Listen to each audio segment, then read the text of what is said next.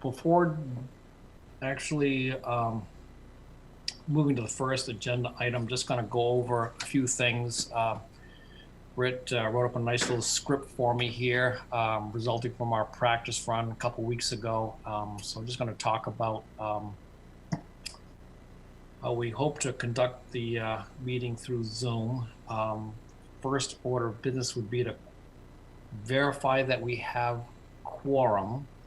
And so I'm going to verbally say your name, and if you're here, say yay, and if we are silenced, we'll assume you're not. John Day, are you present? I am present. Mark Summit, are you present? Present. Okay. And Bentley, are you present? I do not hear Ann. I had spoken to her earlier today. Oh, she had hold planned to attend, but I don't see her either. She's in. I'm letting her in right now. Okay.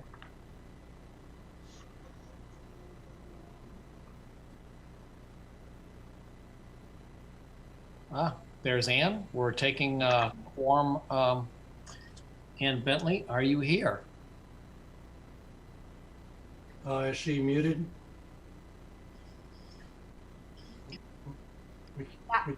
We can see your lips move. We can't hear you. I know, somebody muted me. Hello, Ann Bentley is present. Okay. Mike Major, present. Present. Okay. Zeke Plant. Zeke Plant is not present. Doug Griswold. Present. Okay. So we've got everybody here except for Zeke at the moment.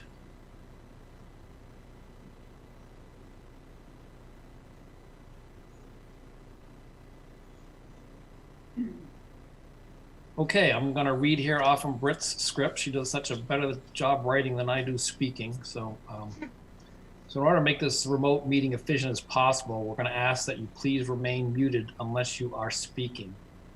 If you'd like to make a comment, I ask that you please utilize the raise hand function. I, as the chair, will call on those who have comments. We'll make sure that all comments are heard before proceeding with the next agenda item. We ask that before you speak, you state your name clearly for the record. I want to remind the board members that motions will be voted upon using roll call, just like we did for verifying quorum. And DRB coordinator Britt will be in charge of screen sharing and has the ability to allow others to screen share as co-hosts upon request. Okay.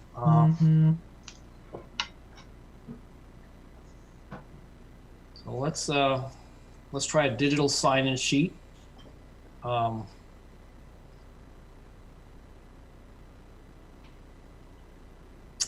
At this time, we ask that you hit your raise hand function so I can call on you to state your name, mailing address, and agenda item that you're intended for. This information will be used to compile the meeting sign-in sheet.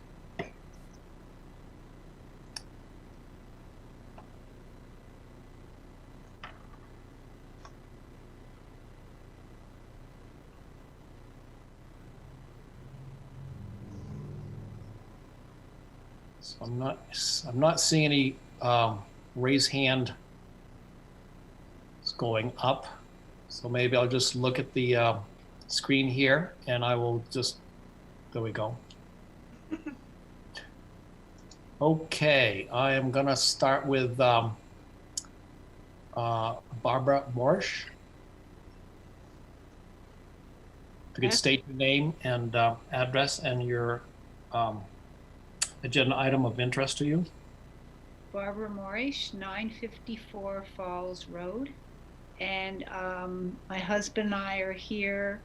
We did our review through the Historic Planning Commission, and now we're with you, and to hopefully get the approval to do the addition we'd like to do to our home. Thank you, Barb. Thank you.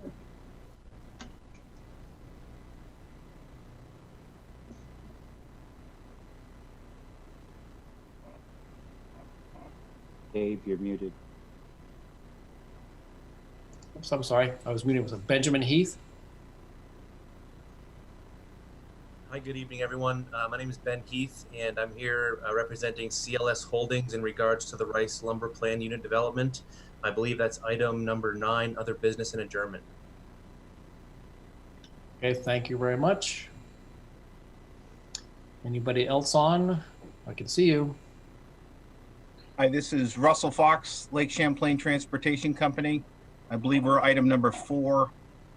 That is for the 4650 Harbor Road project.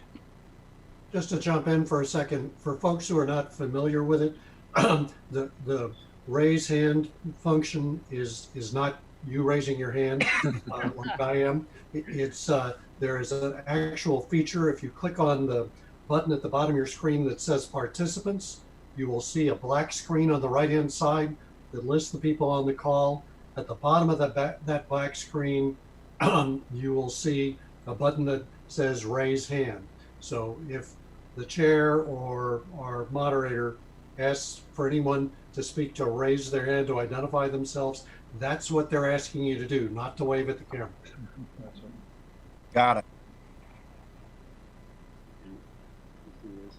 Okay, Dave Marshall, you got your hand up.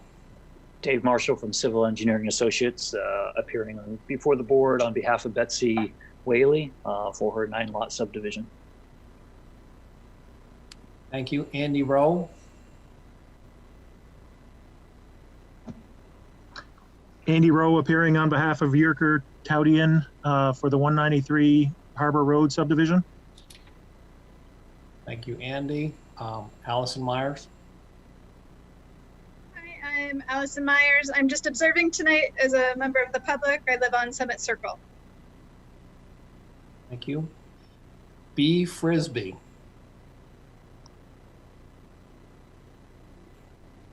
Bart Frisbee from Sterling Homes for item number 9, garden side sketch plan.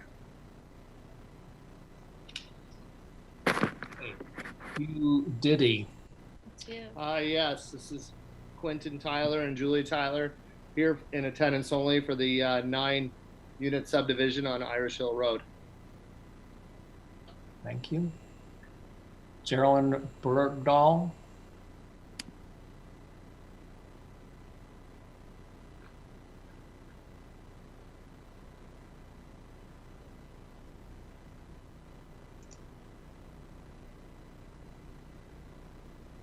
Okay, I didn't hear that. Did anybody hear that? No. Here, try again. I just unmuted them. Thank you.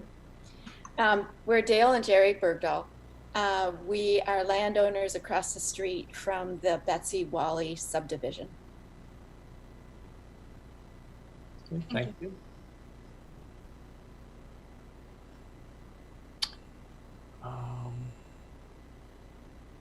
Did I get everybody?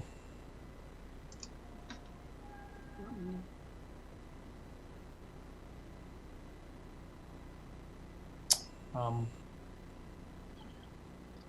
trying to get you out. Is it Betsy Rich? Betsy Rich. Betsy Rich Whaley, for the Whaley subdivision. Did you want my mailing address? Yes, please. It's P.O. Box 656, Shelburne.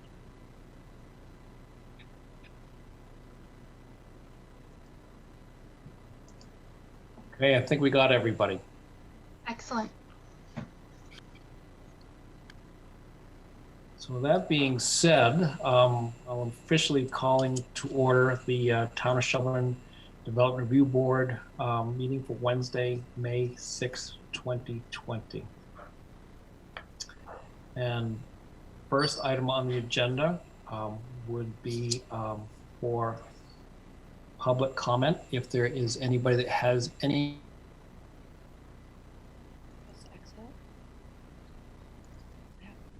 You just got muted, Dave.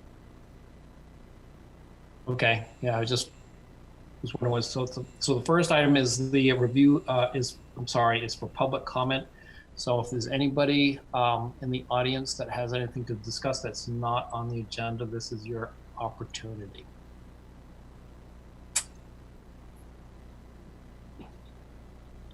If you have anything to discuss, if you just want to, kind of lost my raise hand thing.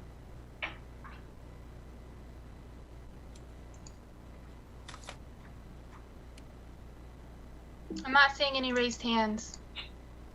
When you did screen sharing, Brittany, we lost the ability to raise hands. So what I'm seeing on my screen right now is the minutes, but for reasons I can't explain, but I can describe, as soon as that came on the screen, we lost the ability to raise hands. John, this is Ann Bentley. It probably has something to do with how your screen's rendering because I did not lose it. Or I'm probably the only person on the phone call that's doing this from a Mac, which may explain it, but the second the minutes came up, I lost raise hands. I'm on a Mac, it just went, I'm on the same type of equipment. So I don't know what's going on. There must be something on your settings. Yeah, no, I'm sorry. If I click on participants again, I can find it. So never mind, sorry. Okay, no problem.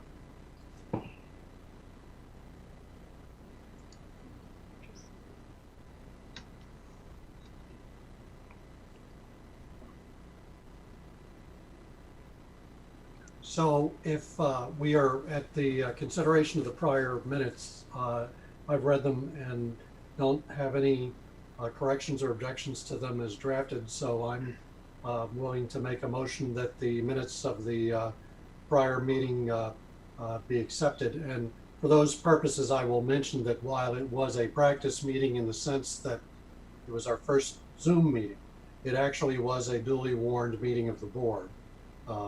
And that's why there are minutes for it that we have to adopt tonight. So I move that the minutes be adopted as drafted. Second. Okay, and when you say second, please identify yourself. Doug Griswold, second.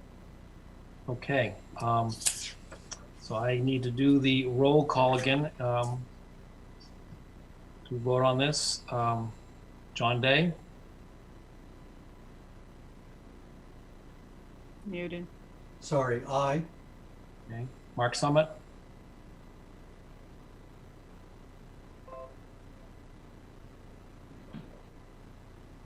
Ann Bentley, do you approve? I approve. Mike Major, do you approve? I do approve. Zeke Plant, do you approve? Oh, he's not on. He's not on, no. Doug Griswold, do you approve? I approve.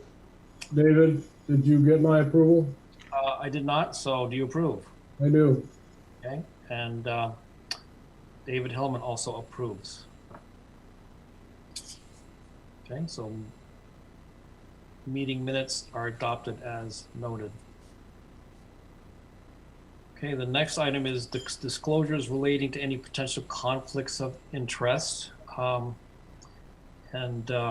I would like to, I am going to recuse myself from other business. Item B, review of Robert Bouchard's letter and discussion of Rice PUD applications and scheduling. And so with that said, from our trial run last week, Britt, you've got my text number. So when it comes to that item, I'm going to log off from Zoom. And then when it is complete, you can either text me, Britt, if there's any other discussion items, and I will log back in. But since this is the last item, I'm fine with not logging back in if not needed, and the vice chair could then adjourn the meeting. Okay.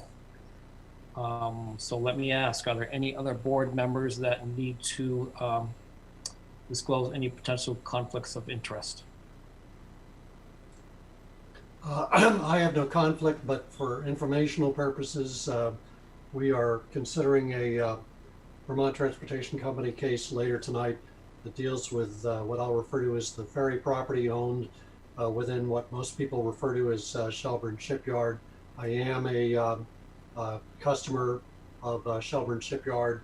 I have no business dealings with the ferry company, so I don't view that as a conflict of interest, but I'm simply placing that in the record. Okay, thank you, John. Any other disclosures? This is Doug Griswold. I am a friend of Betsy Ridge, but I don't believe it'll impact my decision making. Okay, thank you, Doug. Anybody else?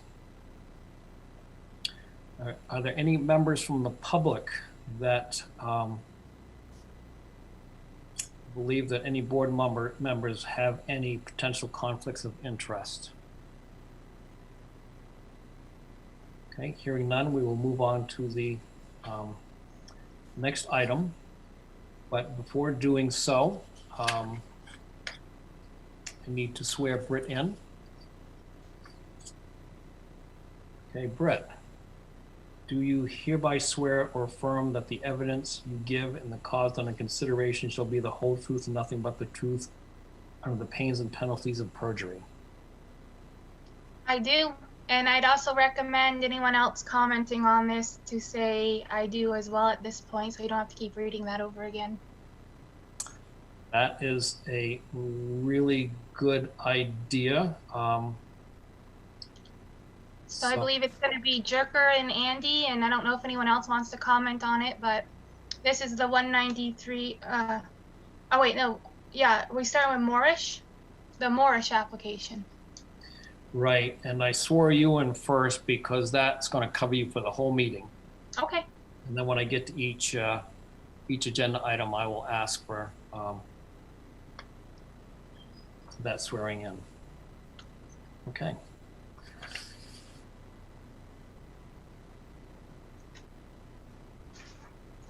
Okay, the first application we're going to hear is DR 20-03 application by Morrish Family Trust, Barbara and Jack Morrish, for design review approval to remove an attached shed style structure and replace it with a 22 by 18 addition plus a 12 by 9 addition.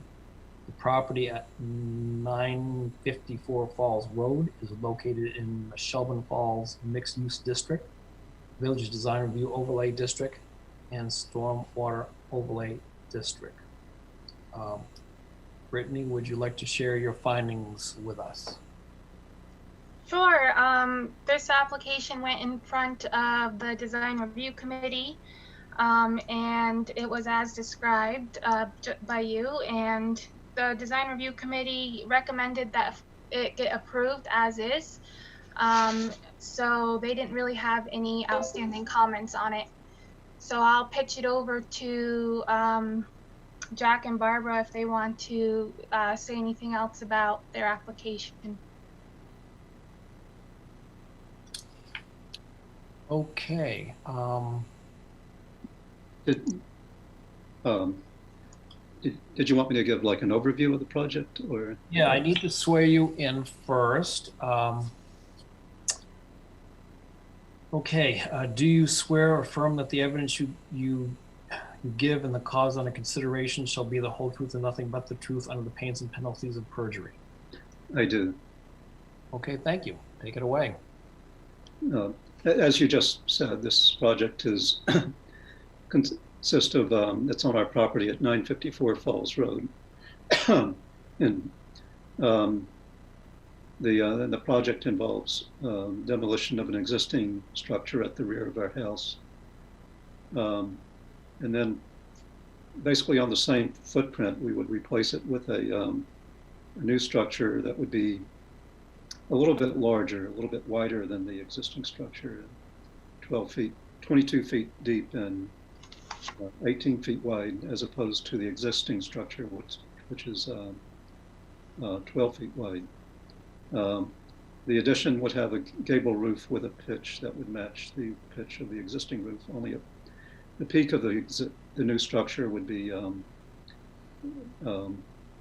think it was 6 feet lower, if I'm recalling correctly.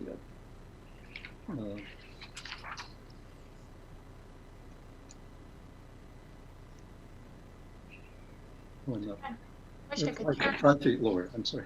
5 feet lower than the existing structure. So it, also the new structure will not be quite as viewed from the side on Bacon Drive. It would be 22 feet deep, and the existing house is I think it's 25 feet deep. So it shouldn't, our idea is that it won't overwhelm the existing structure, that it won't change the kind of the nature of the existing structure.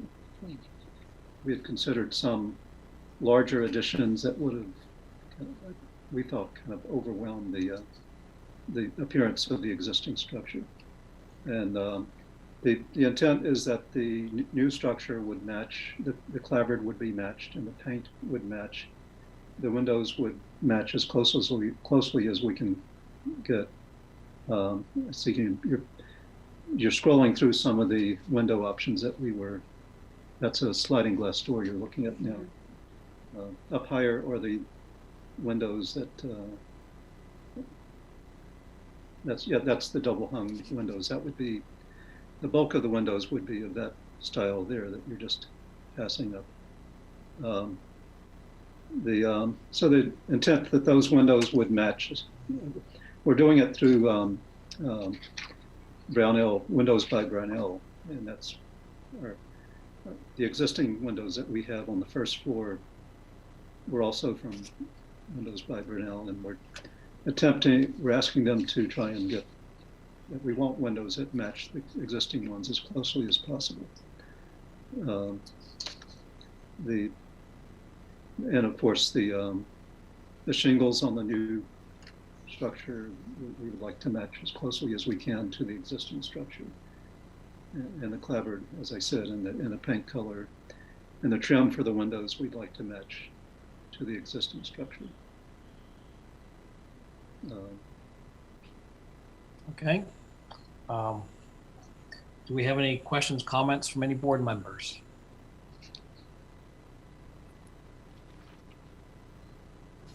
This is Mark Samet. I have no questions or comments.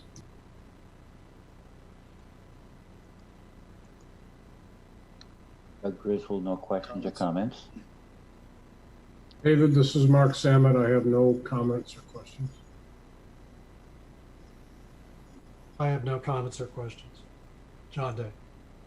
Ann Bentley, no comments or questions. Okay, Dave Hellman, I have no comments, questions. Do we have a board member that would like to make a motion? You have to ask the public. I would be willing to make a motion to grant design review approval for this application as written in the staff report, with the following condition: that a zoning permit is obtained prior to the start of construction. This is John Day. I'll second that motion. Okay, and before I take roll call, I did not ask if there's any public that has any comment or questions, so let me do so.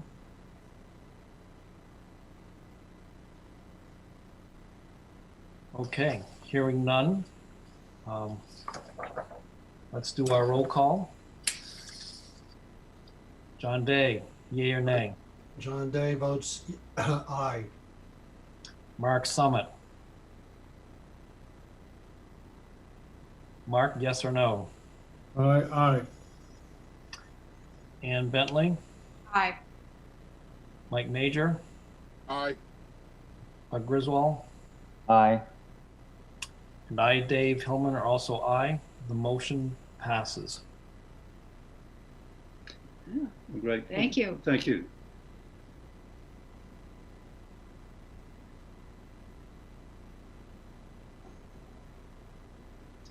Okay, the next item is design review application 20-04, application by Jerker and Rebecca Taudien for design review approval of a 2-lot residential subdivision and a single-family home on the newly created lot. Property at 193 Harbor Road, with a new lot fronting on Tracy Lane, is located in the Village Resident District, Village Design Review Overlay District, and Stormwater Overlay District. Britt, can you go over your findings, please? Sure. This went in front of the design review committee, and And as you'll be able to see, they have a wealth of design and plans for this new house. The design review committee didn't have any comments or recommendations. They liked the plan as is and actually said that this could be an exemplary application to the board. So I don't have any comments or findings, so I can pass it along to the applicant and the applicant's representative if they want to give an overview of the project.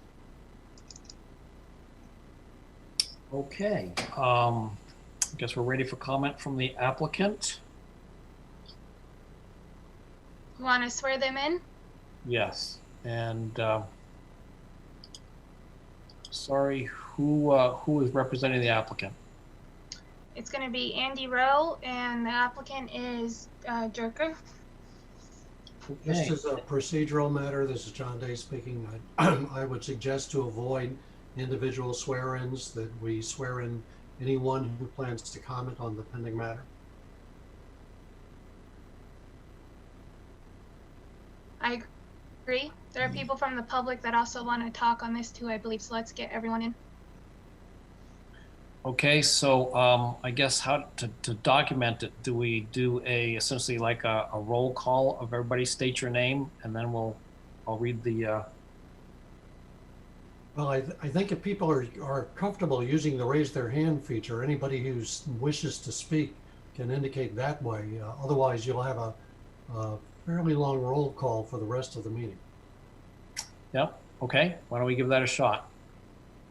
So if you intend to provide testimony, please do the raise hand function. Meaning there's a raise hand button that you'll see somewhere on your screen. Once you click on that button, Brittany will see that you have raised your hand. Four people have raised their hand. Okay. 4 people. Okay, so I will read. Do you hereby swear or affirm that the evidence you give in the cause under consideration shall be the whole truth and nothing but the truth under the pains and penalties of perjury? And I guess if I just hear, I do. I do. I do. Okay.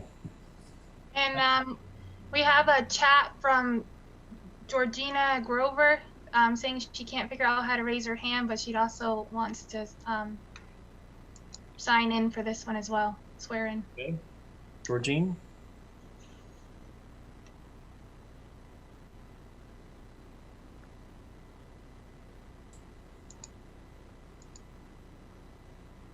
I'm sorry, I was mute. Mr. Rowe? So Andy Rowe with Lamoureux and Dickinson representing the applicant. This application involves the property at 193 Harbor Road. It's a very irregularly shaped parcel. It has narrow frontage, about 66 feet on Harbor Road, and then comes to a point at the cul-de-sac of Tracy Lane. It's 3.2 acres in all, and the subdivision, which is on a future agenda, would result in the creation of 2 parcels. The applicant is proposing to construct a new single-family home on the southerly parcel, Lot 2. The existing house would remain on Lot 1, the northerly parcel, having frontage on Harbor Road. This application only involves construction of the new single-family home. The existing house at 193 Harbor Road will remain.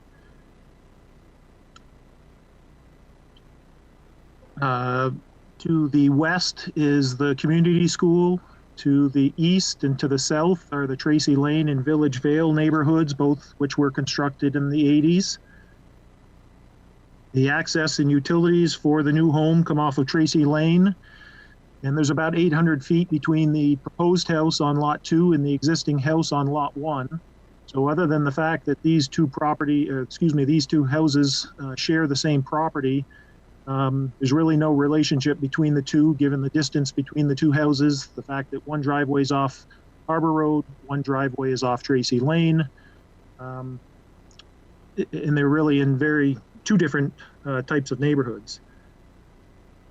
I can get into a greater discussion of the site if the board is interested, but for now I'll just focus on the position of the house. Because of the property has a very narrow point at Tracy Lane and then widens as you move to the north. The house is set back from Tracy Lane to achieve compliance with the side yard setbacks, to stay out of a Class 3 wetland that runs along a drainage ditch that's located along the westerly boundary, and to provide a reasonable yard space around the house itself. The house is set back about 250 feet as measured along the driveway from Tracy Lane. There's clearing in both the front yard, the two side yards, and some clearing behind in order to maximize solar gain. The applicant has worked hard both on the design of the home and also the siting of the home to maximize passive solar gain, and to have the home positioned for solar panels in the future, although those are not represented on the architectural renderings that are before you.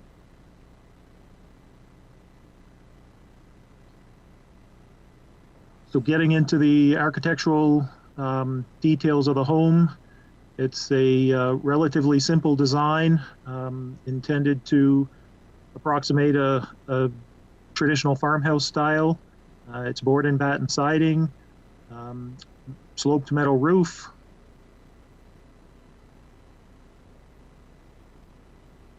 There's additional materials on the windows, the siding material, the roofing material. There is some stone accent around the main entry and the garage door. And there is a covered deck at the west end of the house.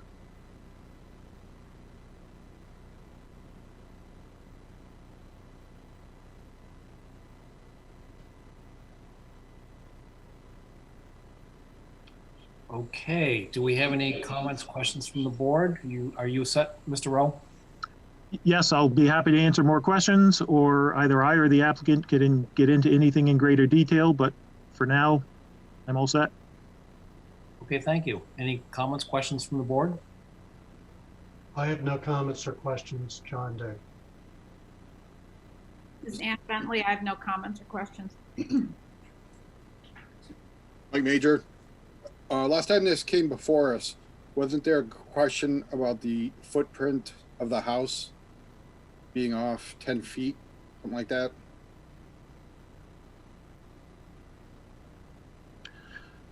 So if I can answer that, when the sketch plan application came before you, there was some discussion with the board about how the front yard setback should be interpreted.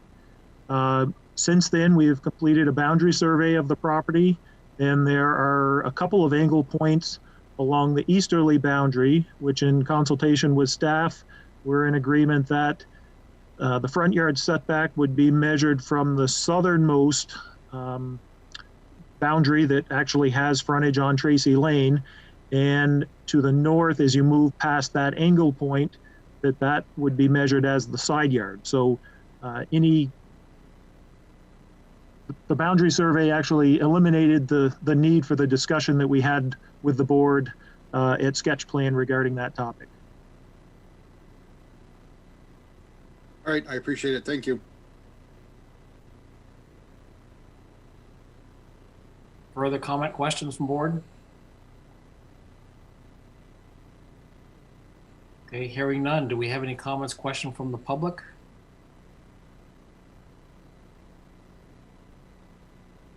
Okay, hearing none. We have 2 raised hands. Okay. I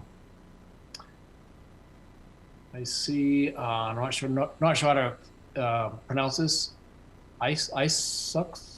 Susk.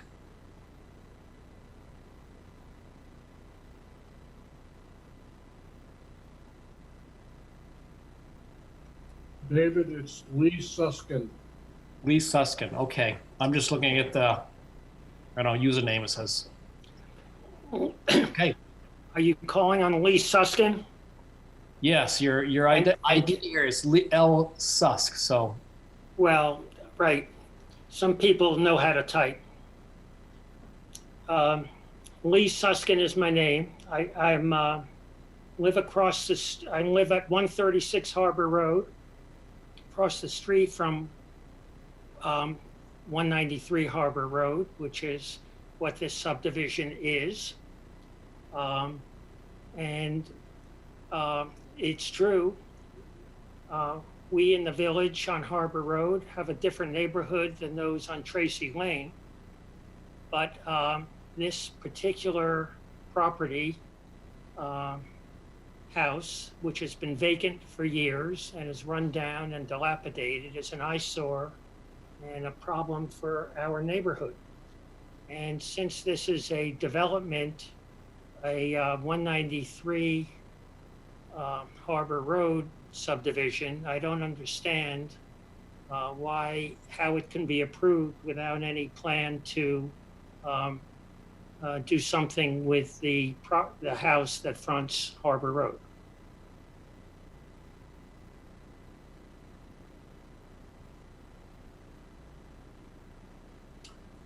This is John Day speaking, just procedurally, and I'm asking both the chair and the moderator, but this may help address the comment just made. My understanding is that the only matter before us tonight is the design of the new house rather than the status or continued problems with the existing house. Is that correct? That would be my interpretation. That was also my interpretation as well. They do have to come back in front of us for the actual subdivision, which is scheduled for the May 20th DRB meeting. This is just to either confirm or deny the DRC approval that they passed along to us. So can you explain to the neighbors and Harbor Road what our steps are if we want to object to the subdivision, how and when we do that, and what's our ability to object later on after you approve this? My understanding is, this is John Day speaking again, that all this is a design approval of the new house, which is obviously predicated on the subdivision being approved.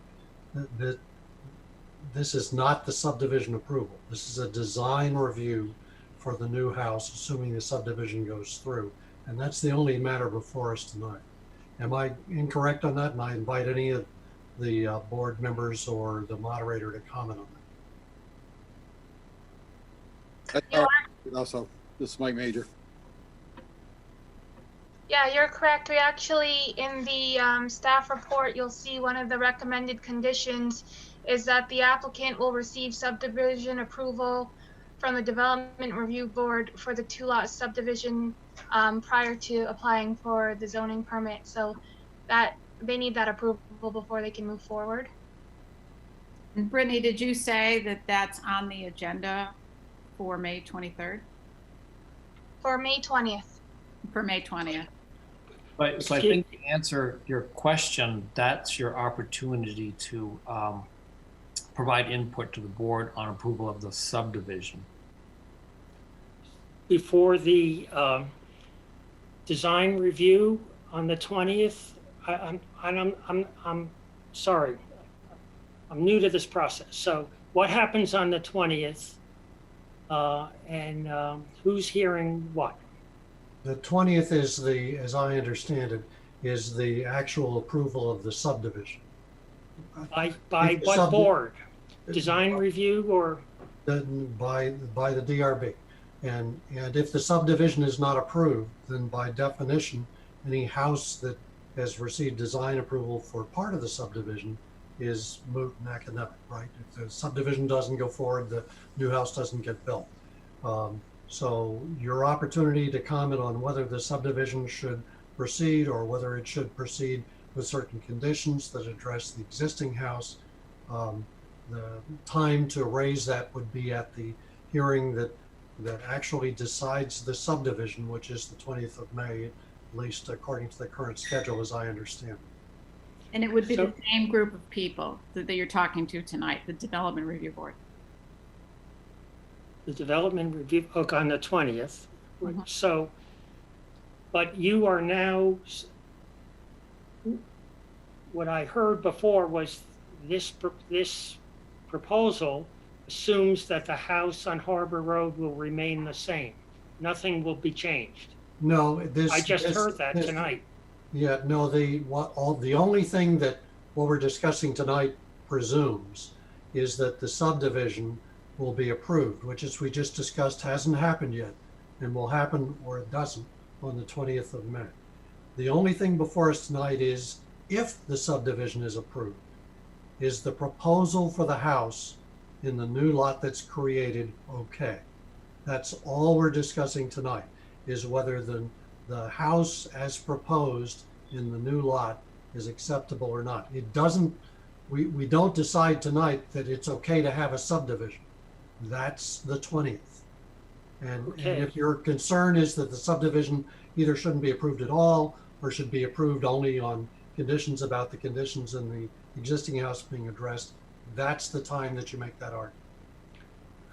I hear you. I think what's confusing me is I did hear tonight in the description of what's before you, the house on Harbor Road will remain the same. I did hear that. I think a more accurate description would be that what's before us tonight doesn't address one way or the other the house on Harbor Road. That what's before us tonight simply addresses the proposed house in the subdivision if it is approved on the 20th. Right, because the condition of the existing house is to some degree irrelevant of the decision being made here tonight. It would be relevant to discussions of the subdivision on the 20th. I feel better now hearing that. I misunderstood that before.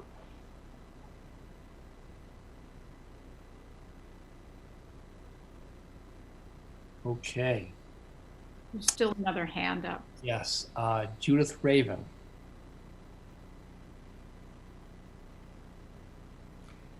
Judith Raven had to leave the meeting. Okay. Any other comments from the public? Any other hands to raise? I don't see them. So far as you know, was Judith's comments addressed by the exchange we just had on what's decided tonight and what's decided the 20th? Judith Raven is my wife, and I think her questions were similar to mine. Thank you. Thank you. Very good. And you're certainly welcome to join us in a Zoom session on the 20th. I'm sure she will. Allison, do you have a comment? That you may. I don't have a comment, but I'm noticing you have a chat from Georgine Grover with a question.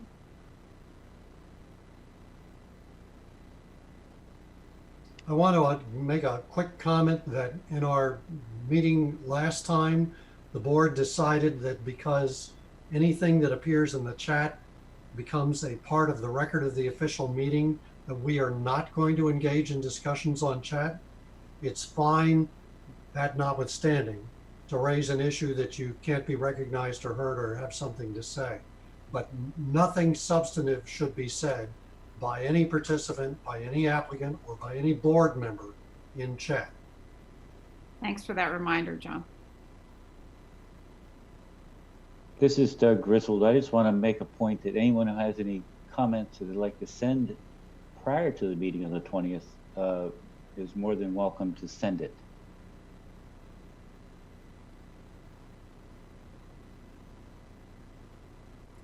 Yes, and they can direct any comments to me at the Planning and Zoning Office, and I'll make sure they're compiled and ready for the board for the 20th. One last thing. I've been trying to get information from the planning office, but because of COVID, these are not easy times to communicate with a planning office, and so I have not received responses, and I wonder if the planning office will be in touch, be able to respond to these questions on a routine basis in the coming weeks. Yes, Dean and I began to talk about your questions, but didn't have a chance to wrap up. But we are trying to get back to everyone in a timely fashion. And certainly we'll get back to you in time for the DRB meeting on the 20th. We've been looking through the regs to see if there's any sort of avenue for you, to pursue something with the existing house. It's sort of an interesting situation, and there isn't necessarily a clear path in the regs for that. So we're discussing it as staff, and we'll get back to you. Thank you. Yeah, and I guess my comment would be as much communications, questions as possible before the meeting with staff is certainly the avenue you want to pursue. Thank you. I did try to pursue that tonight, but I'll try. Well, hopefully it'll go better next time. The only addendum I'll add to that quickly is that any written document that is important to be part of the record is going to need to be submitted a week in advance of the actual hearing. Anything that is submitted after a week in advance will not be a part of the record of the hearing based on the decision that we made at our last meeting, whose minutes we adopted earlier tonight.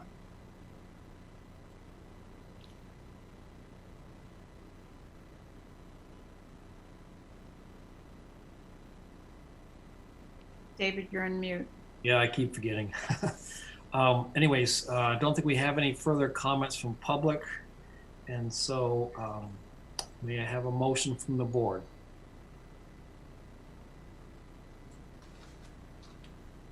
Dave, I'd make a motion. This is Mike Major. Make a motion to grant for the design review approval to Jerker and Rebecca Taudien for the construction of their single-family home on the newly created lot fronting on Tracy Lane, with a couple of requirements. Applicant will receive subdivision approval from the DRB for the two-lot subdivision prior to applying for the zoning permit, and then a zoning permit shall be required prior to the actual start of construction. This is John Day, and I second the motion. Okay. John Day, your vote? Aye. Mark Summit? Aye. Ann Bentley? Aye. Mike Major? Aye. Doug Griswold?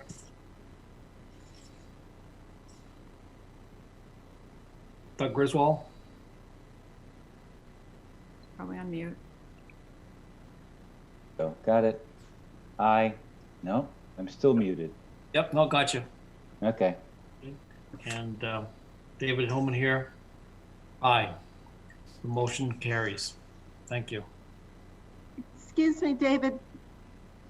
Can Yes. you hear? This is Gail Albert. And I was just wondering, I found the agenda for your meeting on Drive, but I'm not able to see any of the staff reports. Are they supposed to, are they there?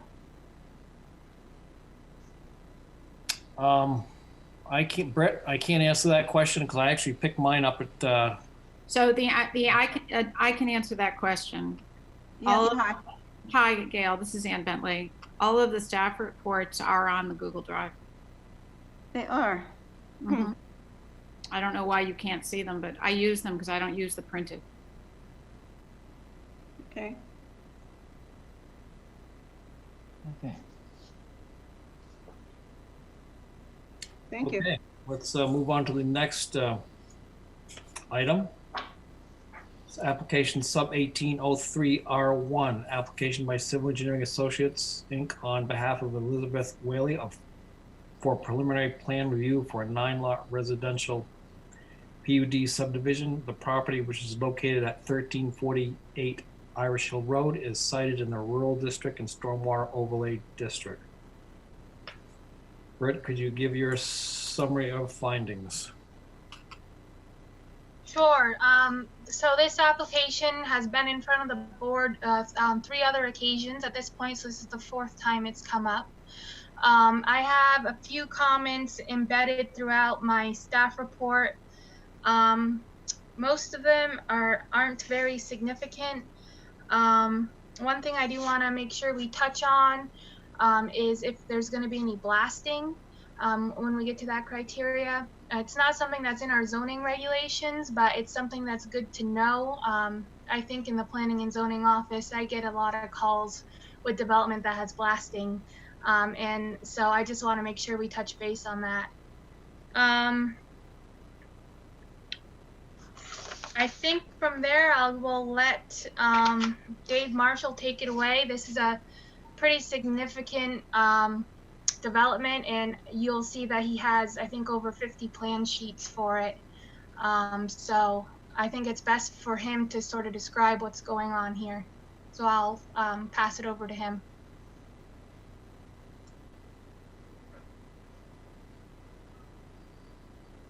So before we go there, do we want to?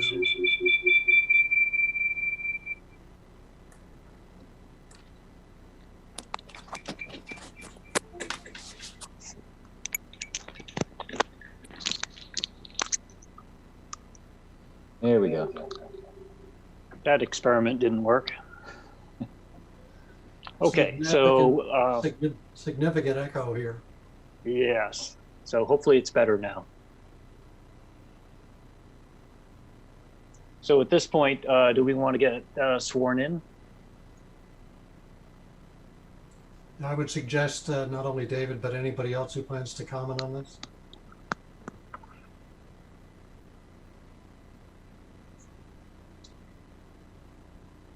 Betsy, do you want to raise your hand? Do you hereby swear or affirm that the evidence you give and the cause under consideration will be the whole truth and nothing but the truth under the pains and penalties of perjury? I do. I do. This is Gail. And I do. Betsy Rich Schwally. Okay. Take it away, Dave. Very good. So what's on screen right now is an overall plan of the property, and we'll start in the northwest quadrant. It's close to where the existing driveway is. It's a slight high point of Irish Hill Road. So north is straight up on this particular plan, and at the top of the plan is Irish Hill Road that goes from west to east in this particular description. In the kind of the midpoint or the first third point of the property, there is a large wetland that fronts on Irish Hill Road, and there's also a lot of ledge outcrops in that particular area. But as you head easterly on the property, you eventually go by the pond, and there's a dry hydrant there that the fire department has use of with regards to their particular needs. And then as you head further east, you get to the intersection with Dorset Street. And then going down on the plan, Dorset Street, the project has frontage for some additional significant distance. And then you head westerly along the northern property line of the subdivision to the south. And then as you head to the southwest corner, there's a jog in the land. And then as you head back to the north along a separate subdivision on the west side, we come back to the point of beginning. So in this particular case, there's we can go to the next sheet. And the next sheet is one you actually need to zoom into to see the features, but this is a calculation of the eligible density computation for determining the maximum number of units that are eligible.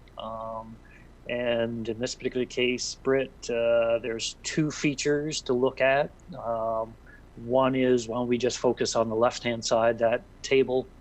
If we can zoom in on that, then we will show what the total acreage of the property is, and approximately 20% of it does not qualify for density purposes, primarily due to steep slopes.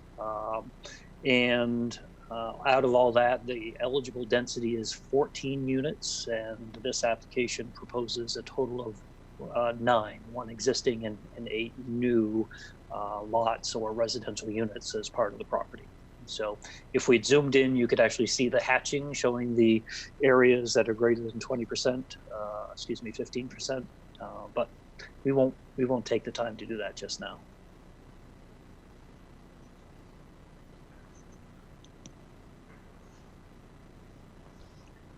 So we can go to the next sheet.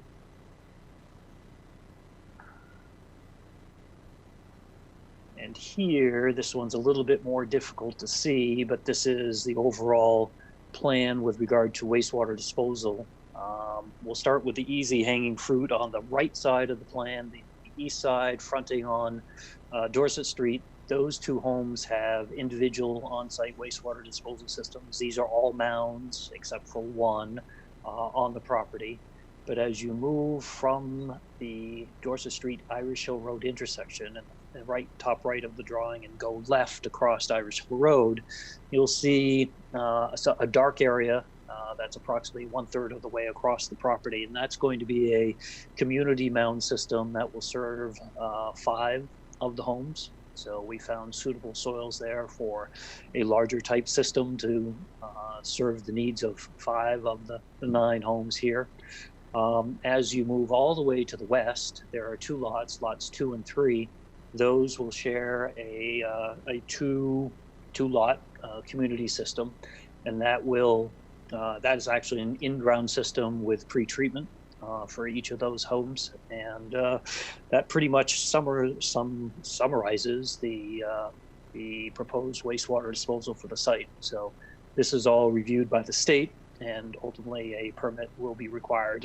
The application's in right now, and at this point in time, we see no issues with ultimately the issuance of that particular permit in support of the project.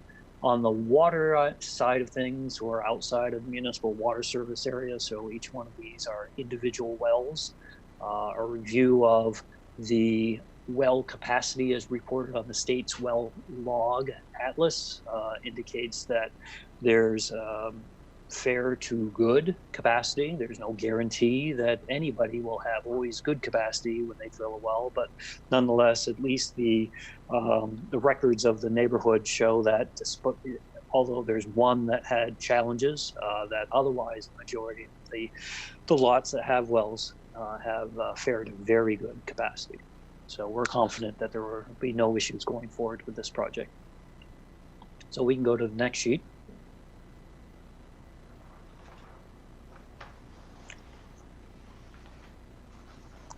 So this sheet, again, has a lot of information on it if you zoom in, but of greatest interest, this is the tree clearing limits. There's more plans that show much better scale for reviewing the issues, but this particular one, Britt, if we can basically just slide that up a little bit, actually shows for lot 9. That's the lot in the very middle or middle south of the property.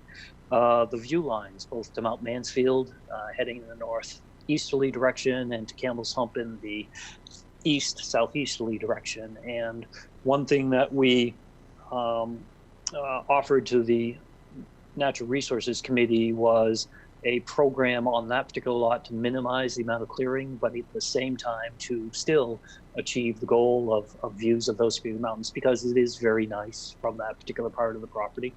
So we weren't looking for something that we weren't looking to remove all the trees in that particular location, but nonetheless, we were looking for a controlled balance between both the benefits and the intent of preserving the tree. So ultimately, what that particular area has as a limitation is a certain amount of acreage or acres that can be removed. At the same time, also this view cone, depending on where the house finally ends up within the building envelope, there are controls with regard to views out from that particular home in those easterly directions. So that's at least the highlight of what this particular plan provides as far as a view of the intent for Lot 9.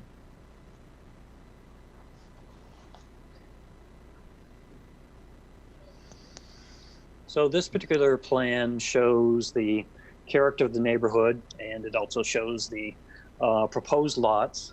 What I didn't do for you very well is actually introduce the different lot numbers. It doesn't happen to have them on here, but if any of the neighbors want to speak to, again, where they are and the lots of interest, on the far west side of this particular project, we show 2 lots. Those are lots 2 and 3.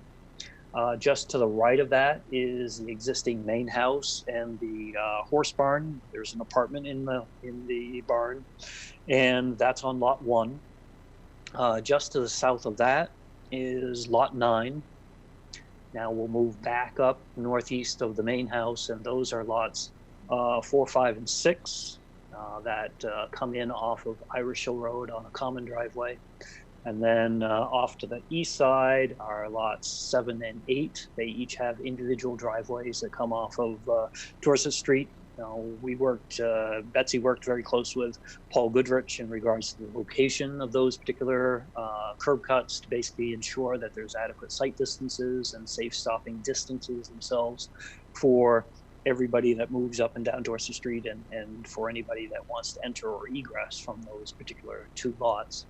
And then the last lot that I just mentioned on the view protection, not view protection, but view corridor component is lot 9. That's south of the main house, south of the barn. And that is served by a driveway that connects into the existing driveway that goes to the house. So that's at least a plan that shows what's happening inside the property. What this also is intended to do is show the development characteristics around this particular site.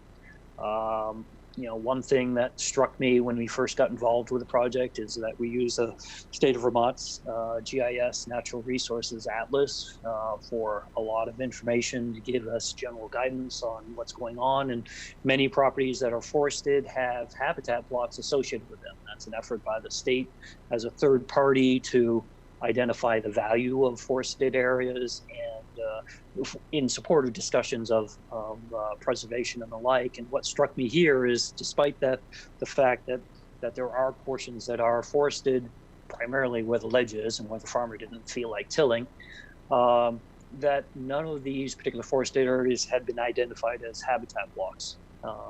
And again, a lot of that is because of the fragmentation that's occurred around the perimeter of the property, and anything that had been identified or could have been identified as value was impacted by the individual subdivisions that surround Betsy's property. So that was one of the takeaways I took there, and we'll continue on the discussion with regard to natural resources. But why don't we go to the next sheet? And this is an example. You might zoom out just a tad, but this is the level of detail that's involved with every single one of the proposed development areas for the project. And we needed to do this primarily because of the state stormwater program is so detailed and aggressive now that we needed to identify exactly how all of these particular impervious surfaces would be managed compliant with the state stormwater manual. And it also happened to be a very complicated site because rather than stormwater runoff, heading down the valley into one particular point of discharge from the property, we actually had 8 different points of discharge, which created challenges modeling and in dealing with how to demonstrate compliance. But ultimately, we did do that, and we've complied with the technical. We've received technical compliance confirmation from the state. It's currently in public review, and so we expect the permit shortly. But nonetheless, you can see that these particular contours are 1-footers. It looks really busy because they are 1-footers, but it does provide the level of detail that helps the stormwater people understand exactly how compliance is being met for each one of these areas that create new impervious between the building and its driveways. And again, that's the level of detail that's shown for every single one of these areas. I'm not going to try to describe exactly what's happening at each particular location, primarily because you already have a couple of eyes on this at the staff level over at the sewer and stormwater department. The town has retained the city of South Burlington stormwater utility. A lot of people over there that a lot of expertise in reviewing plans. So we worked with them on their particular comments because some of Shelburne's regulations go over and beyond what the state requires. So we've worked with Dave Wheeler on that particular issue, and we've any comments that are out there. Brittany will share with us, or we have to comply with. So at this point, I guess the next question is whether we would like to, we can scroll through the next 3 sheets and we can at least at that point get a little bit of flavor on what's happening in each area. So what this particular sheet that you're looking at is on the far west side and it actually has basically 2.5 of the lots. It's lots 2 and 3 on the far left of the property, and then we have the driveway that basically feeds lot 9 further to the south. On the right-hand side of the sheet here is the barn shown in the rectangle, and I think that's it. But you can see that there's a couple of different stormwater management features on the property, and unfortunately, to comply with state rules, it looks like we have to do a lot of ditching and the like. And the fact of the matter is yes, there will be some earthwork that's necessary to mitigate the impervious surfaces. So sometimes dinosaurs like myself feel like we're doing a lot more work than the benefits that are being received, but nonetheless, that is what's required by the state rules. That's what we've done here. So we can go to the next sheet.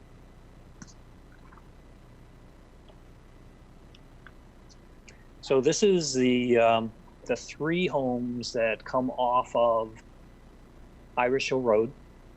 So this is, again, on the northern portion of the property, a little bit right of center.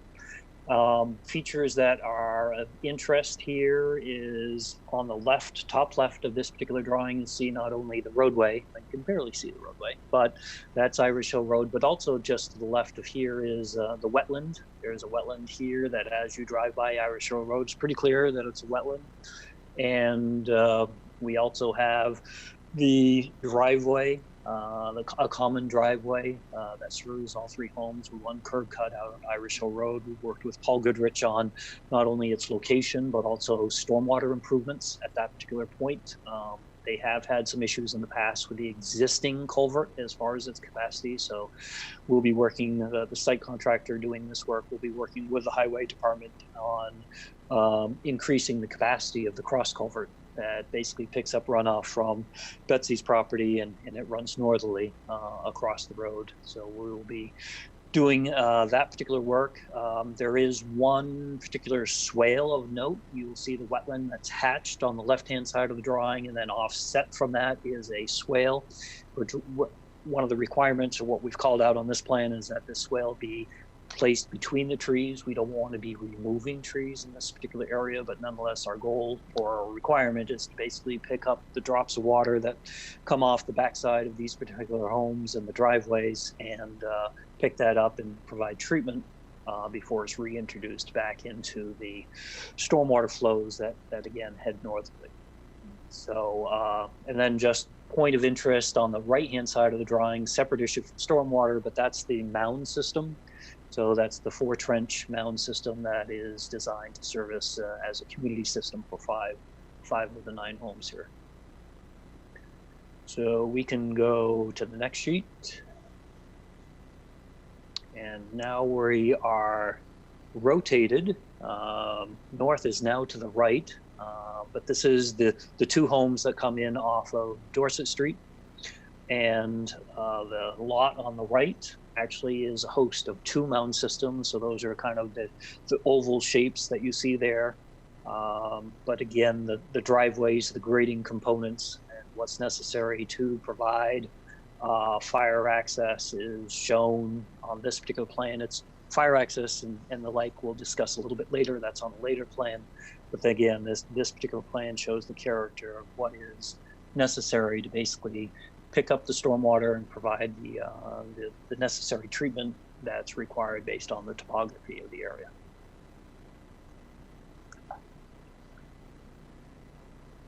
So, yep, we can go next sheet. And this is the last of the run. This is lot 9. This shows the driveway slabbing up the hillside to the high point. Some of the members of the Development Review Board were members at the time as part of the site walk. And this is one of the last places we went before we walked back.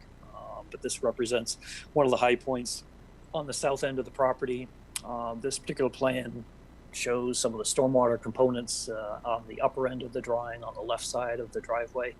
But again, as far as the tree clearing limits, one of the things that we're obligated to provide is a detail on how that clearing limit is to occur on the right-hand side of that conceptual house location. Each one of these plans shows a building envelope. I didn't really describe that very well, but one of the things that was of high discussion point with many of the parties, whether it be board members or neighbors or the like, was making sure that we identified not only where a building envelope could go, but also what the clearing limits would be. So each one of these plans is intended to also identify what those limits are. And we just need to basically make sure that the means of being able to recreate those in the field is properly managed so that there aren't any quote unquote mistakes made. So that's what we want to basically make sure that we have nailed. And if we ever do get to final plat, some of those particular best management practices will be brought before you for final discussion in support of the other legal documents that are typically associated with the final plat. So if we go to the next sheet, this is wastewater. I don't know if I really want to take up your time, only because we have a whole nother state agency that's dealing with that. And right now, technically, the town doesn't have the right to regulate wastewater according to the state rules. So I think other than the overview, I think we're okay with that. I'm happy to answer questions, though, as far as anybody that would like to discuss that.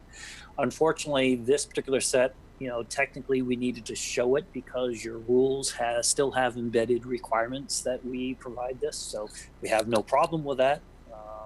But nonetheless, if we scroll down through, there's probably 20 sheets just associated with wastewater between the overall overviews and then the more detailed plans and then the supporting details that go with each one of the disposal systems themselves. So again, if anybody's interested, it's all right there. But maybe, Britt, what we can do is kind of just go to the very end of this particular PDF, only because if we work backwards, we can capture. We also have erosion control plans. Sorry, I didn't want to belittle that particular component, but that's also a separate permit that's required to be acquired from the state. This would be a moderate risk permit as part of their general permit authorizations.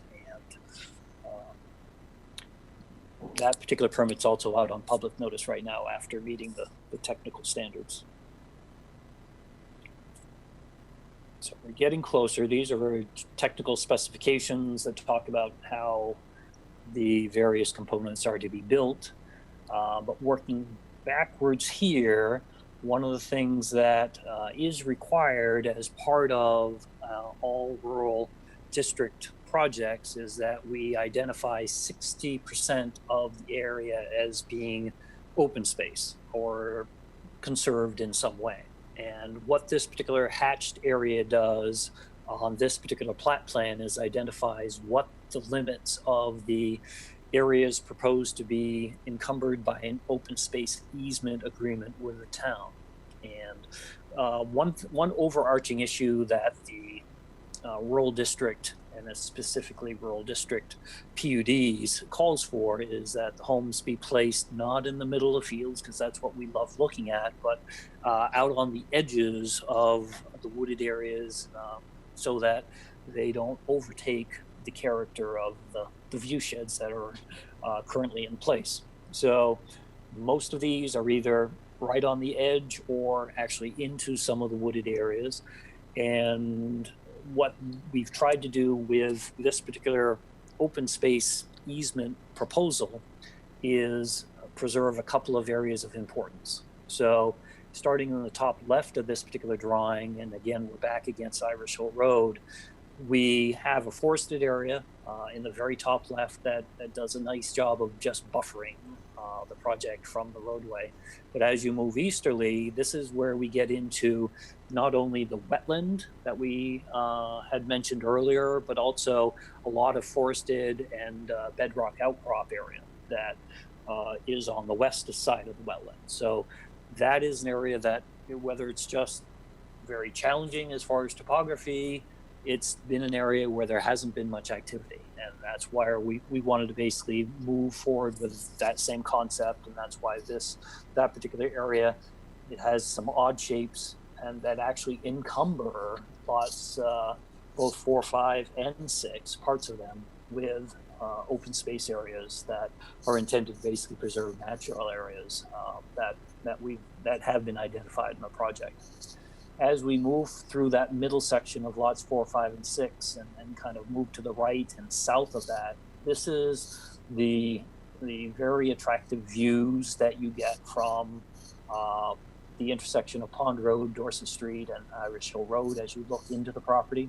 It's one I've enjoyed for decades, literally, and it's one that goes right to the heart of what the rural PUD expectations are when it comes to preservation of open areas. So that's why that particular large expanse, it's been paid for many, many, many years, and that's one of the benefits of what Betsy has done as far as managing the property, is that we still get a chance to enjoy the views from the street into the property there. Now, up in the neck, coming off of Irish Hill Road down south, just east of Lot 6, is the existing pond. So that's kind of the eye-tooth shape that you have there. That's a man-made pond. It actually drains to the north. And that's some of the challenges that Paul Goodrich has had, is that under existing conditions, for whatever reason, that culvert was undersized. And we'll be working with them again to improve that condition. But that's the pond that also not only can you see from the road, but also benefits the fire department in regards to a dry hydrant that they have installed and ties into that particular pond. So that covers both the northwest and the north and east 2/3 of the property. The remaining proposed open space occupies the far southwest quadrant. And this is an area that is a combination of both wet area, there's a pond out there, there's actually an old gravel pit, but nonetheless, it's an area that was far enough away from the proposed lot areas that it just seemed to make sense based on its character to include that in the open space component for the property also. So this particular plan is intended to, it's the Plat plan, but again, it's the one that identifies both the lots as well as the conservation easement that's proposed as part of the project. Why don't we back up one, if we can. This is just going to be the overall perimeter boundary plat of Betsy's property. You can see a couple of hatched out areas, or they're just clouded areas. Those represent places where there are trees, and primarily wherever there's trees, there's ledge. So that's really what has driven perhaps most of the open nature or the non-open nature of the property over time.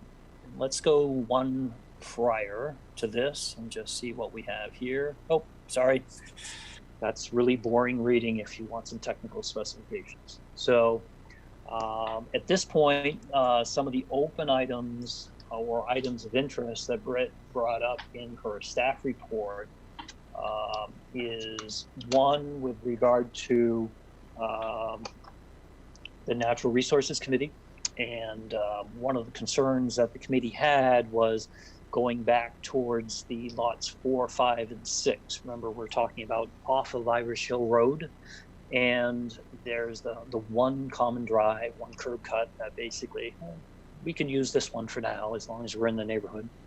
And to the left of this is not only the wetland that we talked about, but also some uplands around wetland.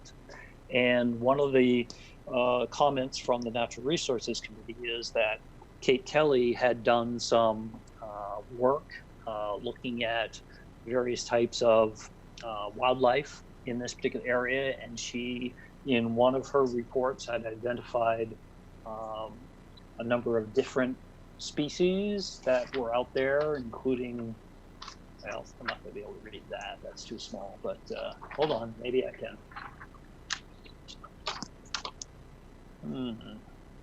Nope. Bear with me. Okay. So the species that she identified in the report that she shared with the Natural Resources Committee was spring peepers. She was on the property, I think, or in the area 6 times. So she identified spring peepers, wood frog 2 different times, spring peepers on 3 other times, a gray tree frog, and an American bullfrog. And I think we've always recognized that the wetland was very important, and that's why the conservation area, the easement area, is focused on that particular component of the project. We are, I think we're obligated to basically protect any particular type of critical wildlife. That's another thing that in reviewing the state's database, that there weren't any wildlife, any critical natural, so endangered species. And I think my primary concern with regard to some of the recommendations, which is to just stay away from this particular area, is that that would be fine if we had something that was of critical nature. But these are very common species, and I think at this particular point in time, I'm not interested in saving squirrels or extremely popular, common spring peepers. So at this point in time, I think we've done a good job of basically providing a balance between preserving this particular area. When you take a look at the comments that were provided by the consultant, she recommends that you don't do anything in the trees and that the homes be put out in the field. Well, of course, that comes at issue with what the original intent of the rural district is, which is basically trying to balance both the placement of the homes, not in the fields, but perhaps on the edges of the trees. And that's actually what 4, 5, and 6 do, is that these homes have been placed on the edge of the historical field, partially in the treed area, up above, well above the wetland. And we focus this particular one curb cut far enough to the east to be outside of the buffer of the wetland itself. We still have a very large area to the west of this particular pond, wetland. So we felt that we've done a good job addressing that particular one. There's no perfect world answer other than do nothing. But with regard to, again, the many different goals that people have, ultimately it's the Development Review Board that gets to be the arbiter here. So, this is something that we did have the opportunity to kind of look down into when we were doing our site walk. And at this point in time, maybe now would be a good time to have me stop talking and to perhaps talk about that a little bit.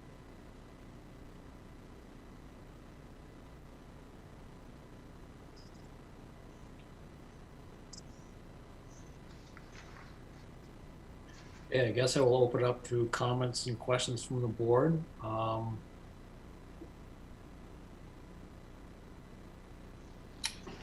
didn't participate in the sidewalk. Clearly, there are a lot of competing interests that get balanced in a project like this. I appreciated the fact that the proposal actually proposes lots that are slightly smaller than technically required as a way of preserving more open space. I'm interested in hearing from my fellow board members and the public, but given the way I read the regulations governing the project and understanding the interface with the state rules, I think that at least superficially there seems to have been a good faith effort to balance all the competing interests.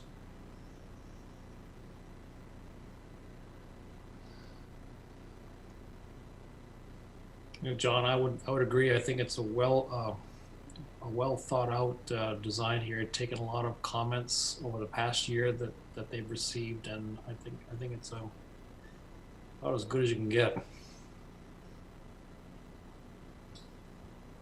I'll agree with both of you on that. I think they've done a good job of addressing all the parts of this application. Pretty complicated. I think overall it's a well thought out development.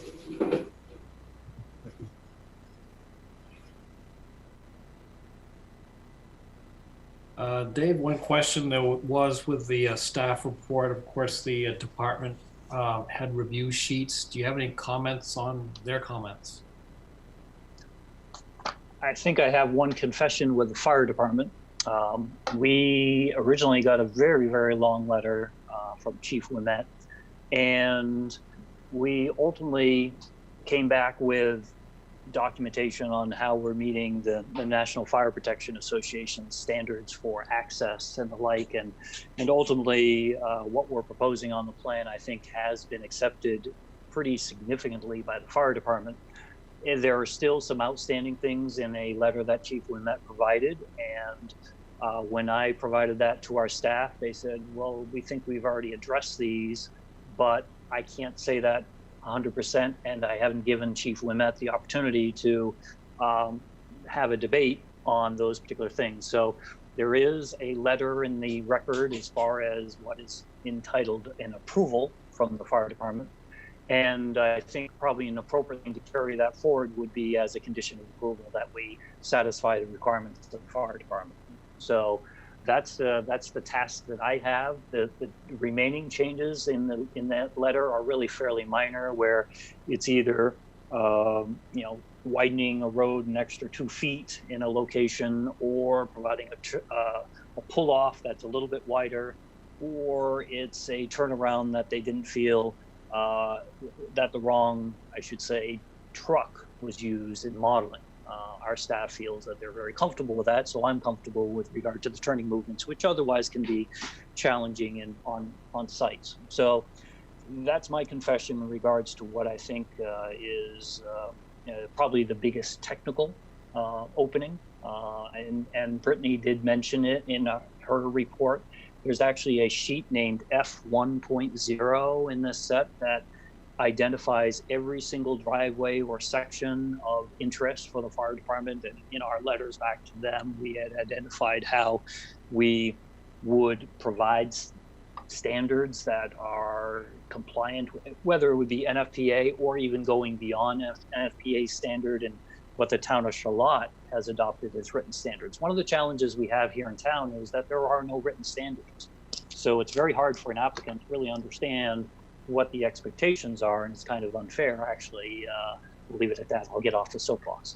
But again, this particular sheet shows the turning movements superimposed using the turning movement software that we have, and it identifies again how the emergency response vehicles with either access or turnaround or the like, and each one of these locations. So again, that's what I think would be the fairest thing to do is recognize that the applicant is responsible to get everything cleaned up with the fire department.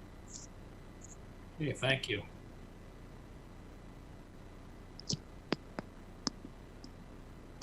Board, any comments? Brittany, this is Mark. Have we seen these letters from, I know we saw a letter quite some time ago. I recall seeing one letter. Have you seen the subsequent letter that Dave's referring to? They're in the packet. Okay, maybe I missed them. This is a pretty big one. So. Okay.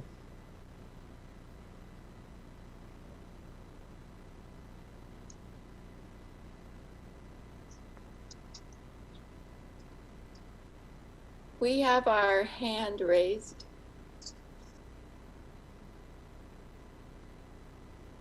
Okay, let me first ask any comments, questions from the board.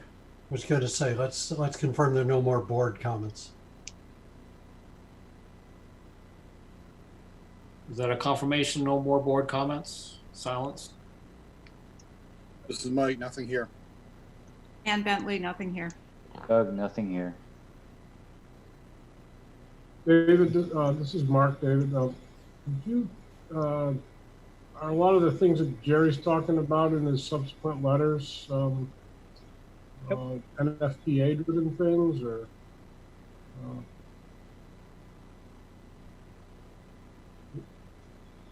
Got on mute, Dave. Mr. Marshall? Yes, I am. All right. Sorry about that. I just talked to myself again, nothing new. So in this particular case, yes, this is Chief Woodmatz. This is at the beginning of the year. We made our application in the middle of February, and at that time, our staff said, well, gee, I think we're pretty good shape. But these are the 6, and you know, when we read each one of them, it talks about what the obligations are. The first one's easy, which is basically wherever we have a shared driveway, we have called for a width of 20 feet. That basically allows for multiple vehicles to pass by each other, but more importantly, also for emergency response personnel to have that same opportunity. And in this particular case, the requirement of item number 1 is that you plow it in the winter. So I think that's going to be a pretty easy one as far as that's concerned. Number 2 is probably one of the conflicts I have, is that individual driveways feeding only one residence must maintain a width of 16 feet, must also be clear of trees and shrubs for a height of 14 feet. We have no problem with the second half. It's just one of the challenges we have is that the fire department keeps wanting to have wider and wider and wider and wider in this world in which we're being told to make impervious areas smaller and smaller and smaller. So Charlotte asked for 14 feet on their particular individual driveways because they know they'll at least get 12. So in this particular case, we adopted that particular approach where we asked for 14 feet of width for these particular individual driveways. Most everybody's might be 10 or 12 feet, so we thought 14 feet was a reasonable balance of all things, and going to 16 feet just seemed, again, just more of a reach that didn't really have any benefits, because it's not like you can get to 2 vehicles across from each other in a 16-foot width, at least not the size of vehicles that they use. So that was probably one of my primary pushbacks that we would work with the fire department on and trying to come up with a solution. And if we can't agree, then we get to talk about it again as part of final plat. I'm happy to talk about it now, but I think you've already heard me. So if we move on to item number 3, it says turn radius at all Ys and driveway entrances must meet the current apparatus specs on file with CEA. Latest diagram submitted using the vehicle 32 feet in length. This dimension is incorrect and not acceptable to the fire department. Well, actually, the standards that we used on these particular turning movements. So again, probably a misunderstanding, but nonetheless, that's on me to basically clarify that with Jerry. The pull off on the corner of the driveway leading to lot 9 must maintain a width of 12 feet for a length of 60 feet to allow for apparatus to pass side by side. Here we adopted the town of Charlotte standards, and if Shelburne has something that's a little bit more aggressive, I'm happy to listen to that to a point. In this particular case, again, because of the long driveway, one of the expectations of Charlotte is that we provide appropriate locations for pull-offs. And the standard in Charlotte is every 800 feet. This particular one actually has it much closer than that because of some of the horizontal curves on the roadway, as well as the topography on where the most appropriate places would be. So that's the discussion point there. And then number 5, the proposed turnaround on the driveway near lot 9 must be 14 feet wide for a depth of 40 feet and meet all of the radius requirements as previously mentioned to allow for apparatus to maneuver. The turnaround must be kept clear of areas for a height of 14 feet. Yep, that's fine. So I agree, one of the obligations that we have is to basically provide driveways that are at least 14 feet wide. I think in this particular case, maybe the turnaround is narrower than what the chief would like. So I think that's one that, again, we can work out. And then lastly, any changes necessary to the current, I can't read that. Any changes necessary to the current dry hydrant on Irish Hill Road will be the responsibility of the Shelburne Volunteer Fire Department. So I won't air our dirty laundry with the fire department, but actually Betsy made the offer to the fire department to make a connection or to enable the dry hydrant. And it turns out the fire department who installed it doesn't like it now. And they asked Betsy to fix it. So anyways, we said, no, we won't be doing that on your behalf. But we are giving them an easement in the area so that if they can ever acquire permits from the state wetland people to do what they'd like to do, that they at least have the right to do it on her land. Thank you, David.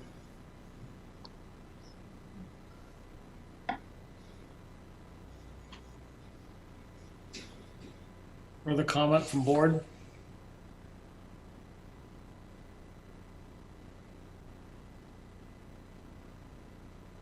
Not for me, Doug Griswold. Okay, then let's go to any comment from the public. I'm seeing we've got a raised hand. Geraldine?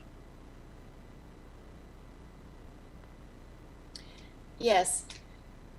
We've owned our property on in this area for 40 years. We've kept it open because we believe in keeping the property open. And we have allowed things to happen that were requests from the Shelburne, I would say, what would they call then? Road maintenance. Road maintenance. We allowed them to allow more water to flow through our property. They wanted to make a bigger ditch, in the area, because the water was accumulating from the property across the road from a man-made pond, by the way. And we allowed that to happen. And we're good neighbors. We thought that's helpful to Shelburne.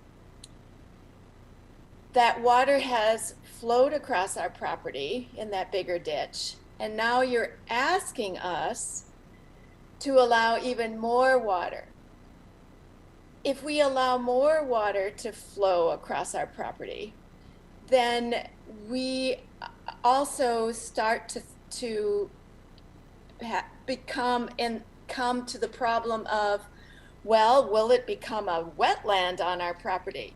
And that was not the truth when we bought the property. It was farmland. It was meadows. We allowed the trees to grow up, and that's what's happened. But this is creating a problem for us right now. You're talking about wetlands, and we're asked to allow more water to come across our property. It doesn't seem fair on our end of it.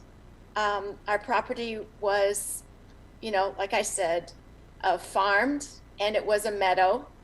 And now you're asking us to have more water. I'd like to know what we can do about this.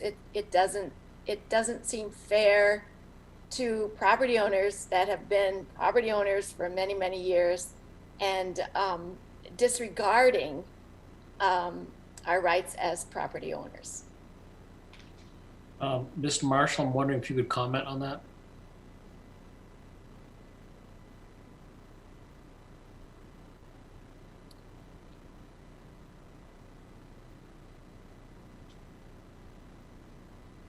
He's at least shown on my participant list is still muted. Dave Marshall?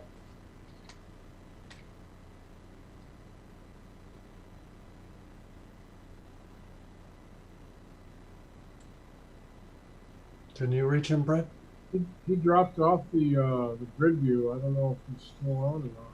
He's on the participant list, but he's not. It doesn't look like he's on video anymore. He doesn't look like he's active. Maybe we lost him.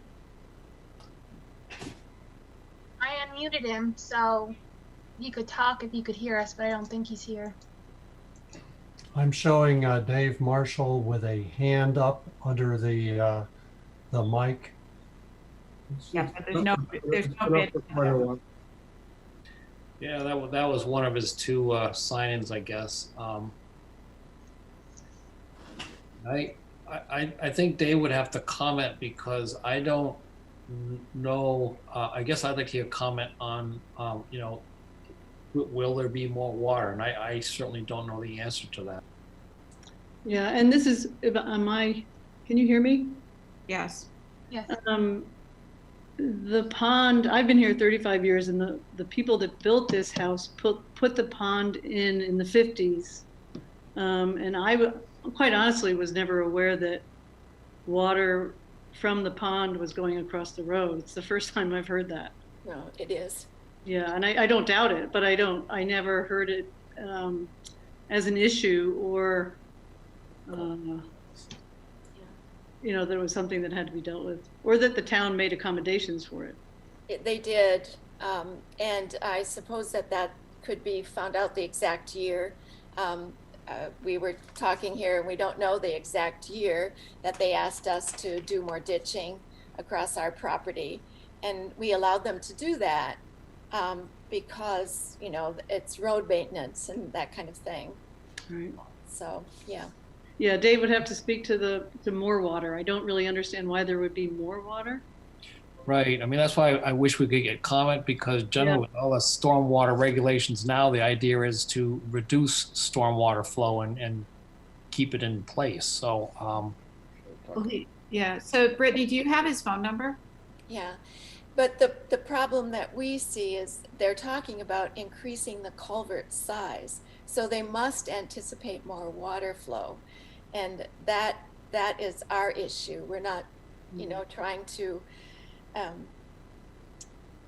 change the regs or anything like that. It looks like a beautiful development, but if it's going to impact our property across the road, that's our concern. I think the only thing I can say to it is the way I interpreted it was, and from watching what's happened over the years in that area, is maybe to accommodate what has been happening better. Because I think the road has flooded there on, every so many years. But beyond that, I can't speak to it.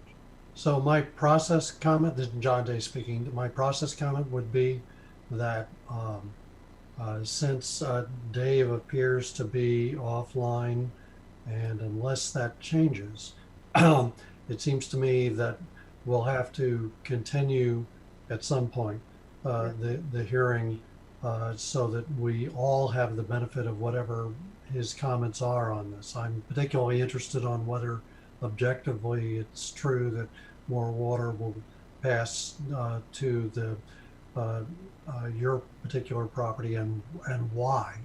But it seems to me that since he's offline now and we're stuck with this particular format, at least for this evening, that he's coming back on.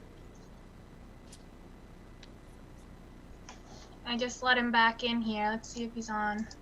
Oh, so it's on you. No. Brittany, cut him off. There he is. Okay. So my phone died. So let me see if I can make a quick summary of the discussion that may have occurred when you were out of touch, Dave.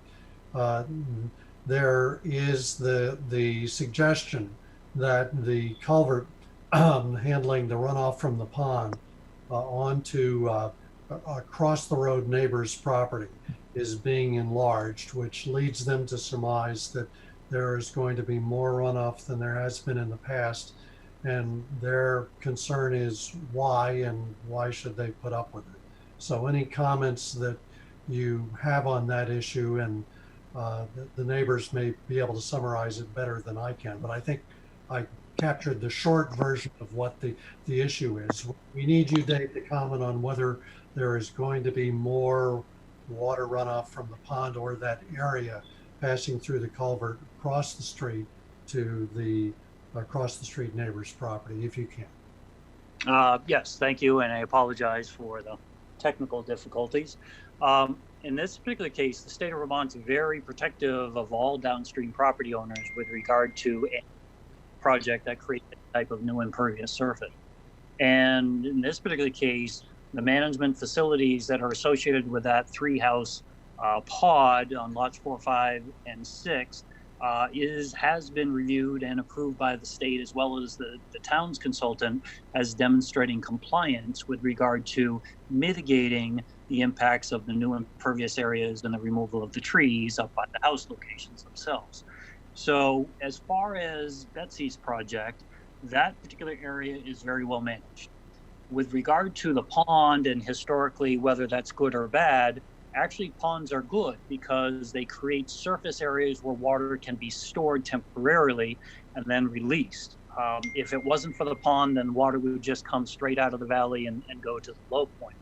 So we can't really pick on the pond because actually it does create some peak flow mitigation benefits as it comes out of the heavy soils of part of the property and heads back in the northerly direction. Now, with regard to, the proposal by the highway department to increase the capacity of the existing culvert, that is obviously one that's been a byproduct of the fact that there's been overflows over the road. And their goal is to basically protect public safety by not having people drive through it, but basically make sure that the water, drops of water that come across the road are actually going underneath it instead. So that's at least where I think Paul's coming from. When anytime there's a project that has heavy equipment on it, it's an opportunity for the highway department to work with that contractor that's already on site to, do other things to make things better. And in this particular case, the real question is going to be, the only difference is whether the water, when it goes over the roadway, it's also going through the culvert. Is there going to be any significant difference whether you have two big culverts next to each other, or I should say two moderate-sized culverts, or one culvert and then everything else going over the roadway? And usually the thing that really helps best dictate whether there's going to be a change for the downgrading of butters is whether there's a significant amount of storage area on the uphill side of the roadway. So here, what you've got is, at least on the ditch that comes from the pond and heads in the westerly direction to the cross culvert, very little storage there. You do have some storage over on as you continue in the westerly direction because that's where the wetland is. So you've got some storage capacity there. And I don't think we were asked to identify what the increase would be, whether you have two culverts that pass the water efficiently underneath the road, or whether you have some storage that goes over the top of the road. That's one that I think is an issue for, the highway department. As far as this applicant is concerned, we've done everything that demonstrates that we have no impact on the characteristics of what goes underneath the road or through that culvert, either pre-development or post-development. So I'm very comfortable with at least the applicant's position. And in this particular case, the highway department is just trying to do its best job of being able to pass the flows that go through this particular area. So it's a little bit perhaps outside of the scope here, except for the fact that the applicant did agree to work with the highway department when they had heavy equipment doing work on that common driveway. So I think we're caught in the middle a little bit of having complied with all the requirements on the property, but also now working with the highway department on a historical issue. So Dave, just to try to simplify that a little bit, I appreciate the fact that you've identified that your understanding at least is that the increased culvert size is a result of the highway department's proposal, not yours. But what I'd like to try to get a little clarity on, if I can, is, as you understand it, however it's treated, whether it goes over the road or through 1 or 2 or 8 culverts, is there going to be more water flow that is going to try to go to the other side of the road? So, John, there's 2 ways of answering that. As far as the amounts or the number of drops of water, it's not going to change. But as far as the peak amount, at any particular point in time, what is the peak volume of water going? We measure it in cubic feet per second. I don't know if I have enough information to answer that for you. And what I was trying to do, but not doing a very good job, was identifying the fact that, again, if you have an area that overflows and the water temporarily stores there, that basically does a nice job of helping reduce the peak flows, the big rush of water that at the most highest point of flow rates that is impacting the downstream neighbors.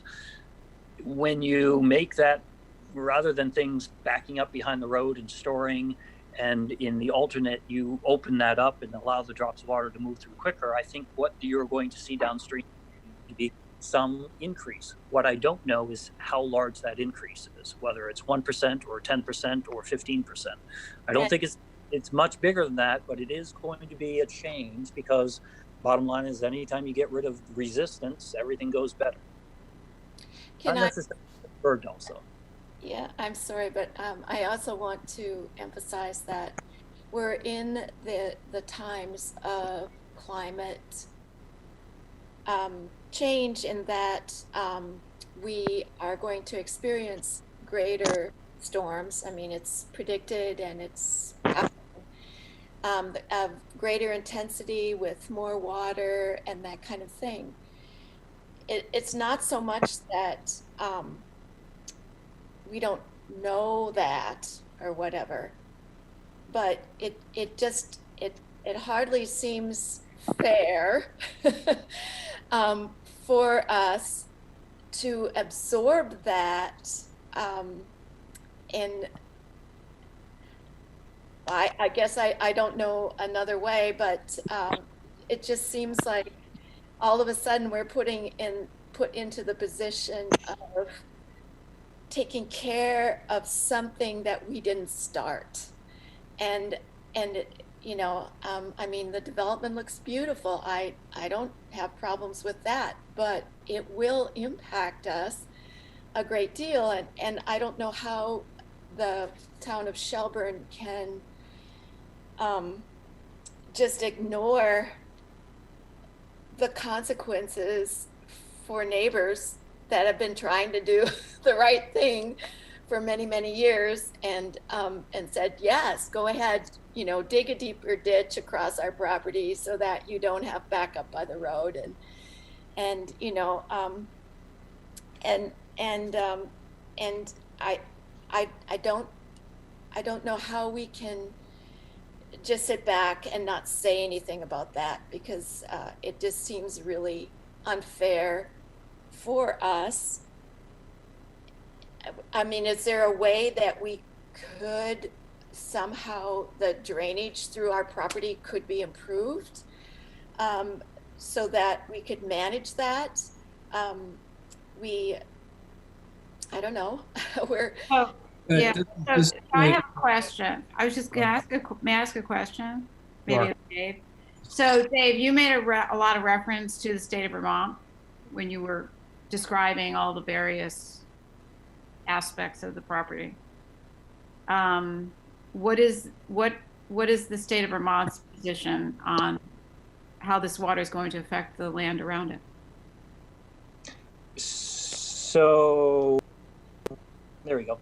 So the state of Vermont is looking at every new square foot of impervious area and how that's going to be mitigated, whether it be treatment or a combination of treatment and peak flow management.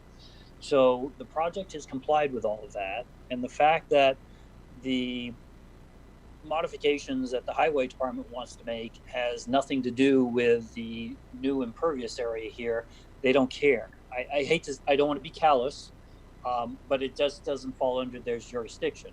What I think this really needs to do, we need to basically work with the town manager and the highway department before this gets finally approved to figure out whether it is truly something that we show on our plans or whether it's something that gets taken off the plans and gets worked out with the highway department. But right now, that really is probably the best tact right now for this particular feature, is because this is more we're doing a favor for the highway department that has nothing to do with the impacts associated with this project. So although the intention may have been good from the highway department, we don't have all the information to be able to say that it is will not create an impact to the Bergdahls. So I think there's further discussion that has to be had, and that that I'm very happy to take it off the plans, but nonetheless, at the same time, we're also recognizes that we're all in the same neighborhood and we're all working, in theory, working together. But now we've got to bring the Bergdahls into the discussion of ultimately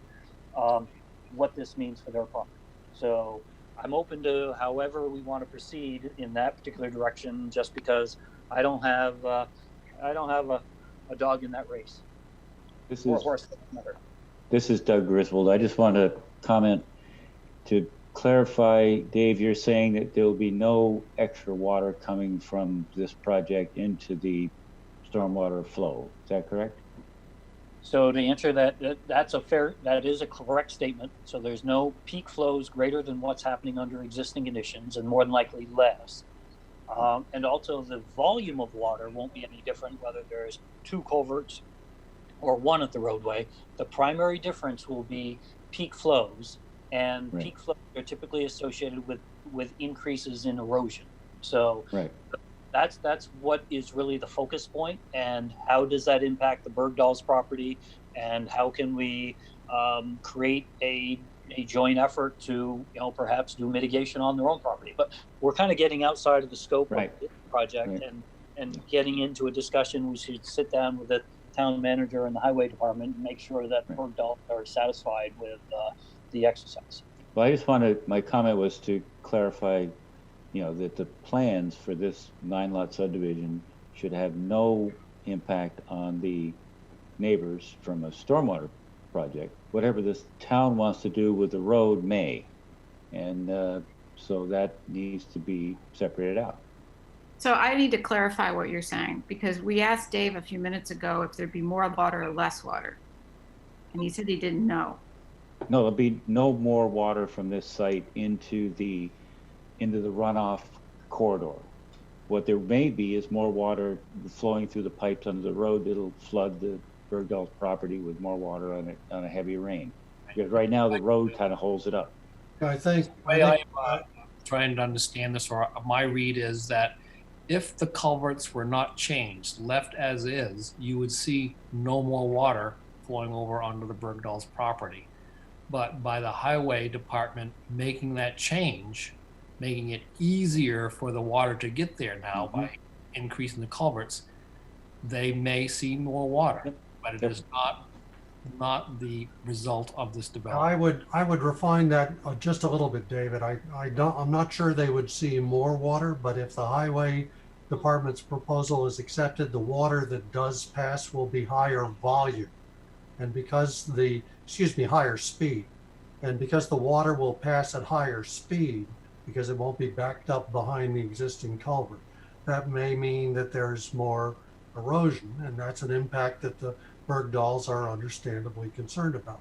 But I do think that it's helpful to clarify that the Bergdahls' understandable concern is basically based on a highway department requirement, not on the proposed development.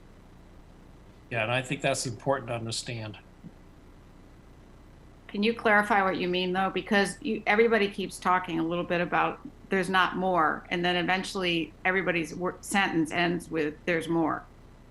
No, we said there wasn't more. We said there was higher higher speed. Same number of gallons. It travels faster, and therefore it erodes more. Okay, well, there's that word more. The reason it travels faster is because there are 2 culverts instead of 1. So with the same volume of water, you get much higher speeds if it doesn't back up behind the highway and passes through 2 culverts, which means the Bergdahls suffer from more erosion, which is a perfectly legitimate issue for the Bergdahls to raise. Yeah, I would raise if I were the Bergdahls. Yeah. But it flows from the highway department's proposal, not from the runoff from the development. Yes, but I also want to emphasize that we have increased storms. They're more severe. We know there's going to be more water coming down, and we're worried about just actually flooding, because you can't predict. I mean, there's always been some flooding on that road, and we were happy to make sure that the town, could manage that. But now I don't think that the flow of water from the other side of the road, especially when the pond floods, will be I think there'll be an increase. I can't see that it would be a decrease. And the flooding, the peak of those things could create real problems on our property. The water does flow slowly, it's not a big little, it's a little stream, and we haven't checked it just in the past year to look to see if it's filled in or anything like that. But we never anticipated having a stream across our property. It wasn't there before. It was, just, okay, there'd be a little bit of extra water in the spring when there's extra water. And I mean, that our fields were mowed. We've let them grow up into trees, because we just let that happen. But the farmers used to hay there. And now I'm afraid that, that can't be the case, and it changes the whole character of the property that we bought. Speaking for me personally and not for the board, I hear two possibilities, one of which I'm sympathetic with, one of which I'm less. If the concerns that you express are a result of the development, meaning the changes in the property that result from the subdivision, then I think those are legitimate concerns that need to be addressed, whether they're the development's fault or the highways department's fault. Doesn't matter, they need to be addressed. Frankly, on the other hand, if your concerns are the weather's changing, we're going to get more erratic weather, and even if the development doesn't occur, we are going to have more water coming down. That's a risk that everybody in Shelburne and everyone in Vermont, for that matter, shares. And however unpleasant it is, and whatever the economic or other consequences for us in the land the way we used to know it, that's not the fault of this development.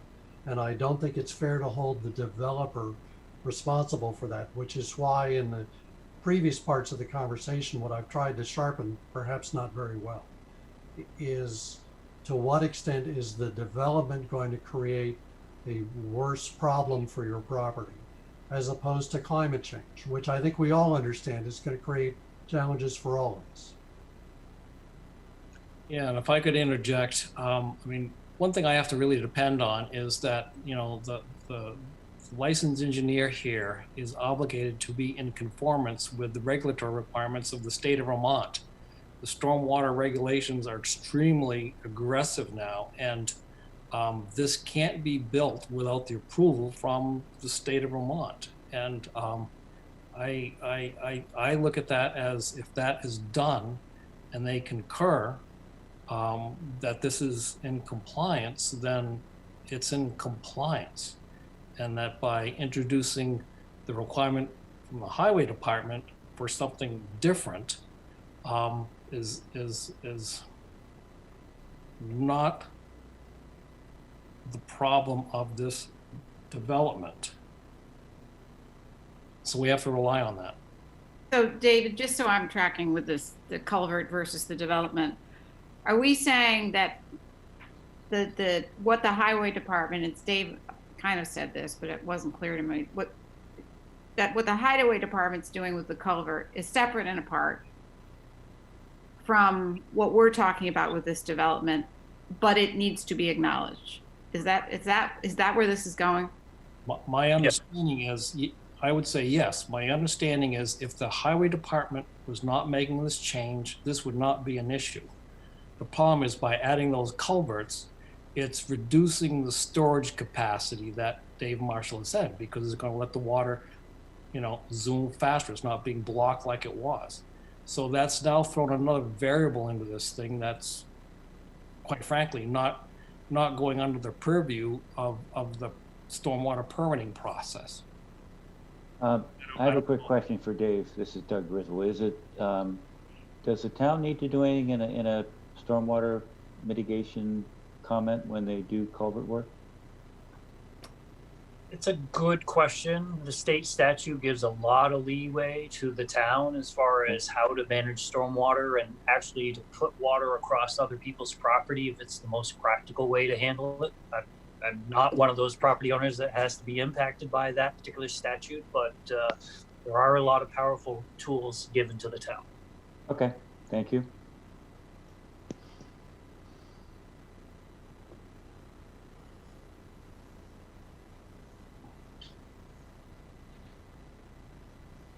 I think we're probably at the section of asking for any other public comment. If there are members of the public other than the Bergdahls who wish to place something in the record.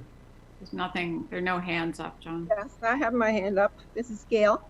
Oh, sorry, You see Gail. me? There's, yeah, but the hand up is for the participant thing, but go ahead. Oh, I'm sorry. It's actually, it's a digital hand. Oh, okay. I'm sorry. I'm with the Natural Resources Committee, and one of the things that we've been concerned about in the town regulations is that it does, in fact, ask that new construction be in the forest to preserve the viewscapes. However, the new town plan takes a different approach because of the very problem that the Bergdahls are talking about, and that is stormwater mitigation.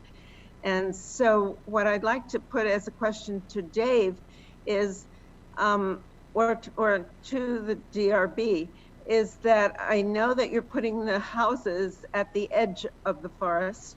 And I think that came as a result of your meetings with us, as opposed to putting it deep in the forest.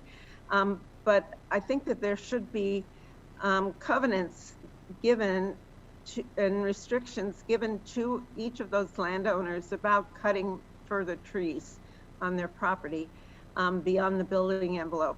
And the reason for that is that trees and their root systems have a great deal of work that they do in order to mitigate stormwater. And it seems really relevant to the Bergdahl issue. I think Dave should comment on that. I believe I heard him say that there actually were restrictions on cutting proximate to several of the building lots, but Dave, maybe you can refresh my memory. Yeah, unfortunately, Gail, I don't know if you were here at that point in time, but yes, these particular plans are quite specific in regards to what the maximum amount of clearing can be, as well as the building envelope itself. So what we're trying to do is, again, create controls that prevent things from getting out of control. The other thing that we have to do as far as dealing with the state, we also have to model what the post-development conditions are. And if somebody cuts more trees than what we had in our model, then the model goes to heck. So that's why these particular controls are important, to basically make sure that the design work and the permitting work still work in the future.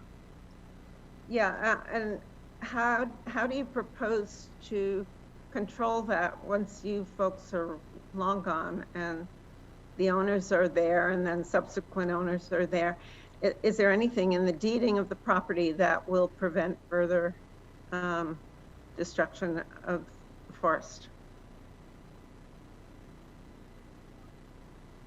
And then generally when there's a community ownership of common land, there are covenants that guide what can be done there, but I imagine these are going to be individually owned lots. So that's a good legal question on ultimately how to do that. Certainly anything that's shown on these plans that, if they get approved by the town, will be at least one tool. And you're saying, are there other tools that are out there to basically put people on notice that they have to comply with the requirements of the project? So that's a good question as far as whether the deed is the way to go.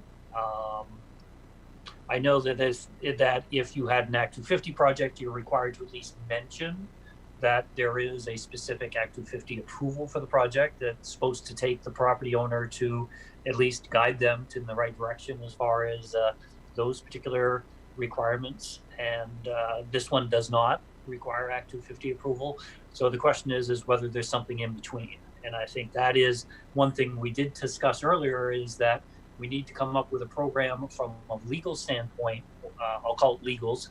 I'll let the attorneys come up with their ideas on how to basically create the tools that allow for not only an enforcement arm, but more importantly, try to be proactive to keep the property owners advised as possible. But unfortunately, we have speed limit signs and people don't always follow the speed limit either. So I understand your point, Gail.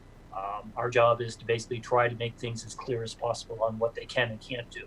Some things that we will do in specific areas of concern is require that a surveyor lay out the clearing limits and that somebody certify that the clearing limits are compliant with the plans.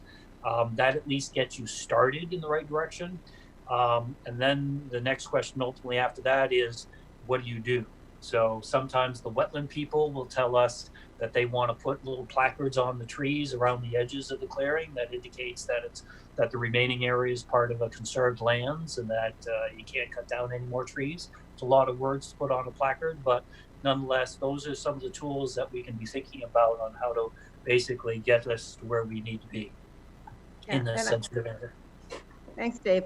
And I would just suggest that the DRB might make that a condition of approval. Make a no cut zone within private lots. Thank you.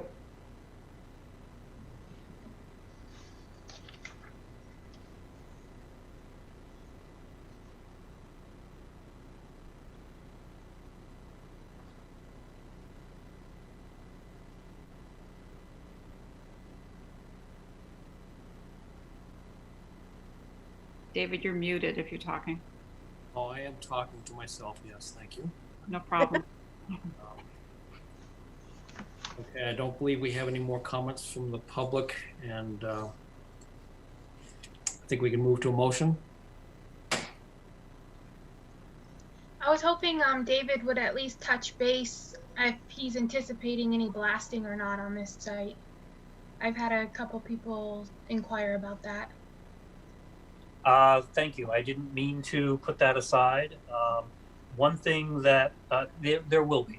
I mean, right now, when you take the homes out of the field, which is tillable, into the areas that are full of ledge, ultimately there's going to be some movement of rock. For most Act 250 projects, they require that you prepare a blasting protocol that identifies, again, how the neighbor is going to be notified of any work. It allows for pre-blast surveys. And anybody that's doing blasting typically put those into play anyways, just to protect themselves. So at the risk of speaking without consulting Betsy first, we do have a blasting protocol that we could tailor for this particular project to provide some level of comfort that there will be a program that's required for protection of the neighbors. And you know, the other side of the coin is that you could say that, you know, whether it be the performance standards within the regulations might trigger something.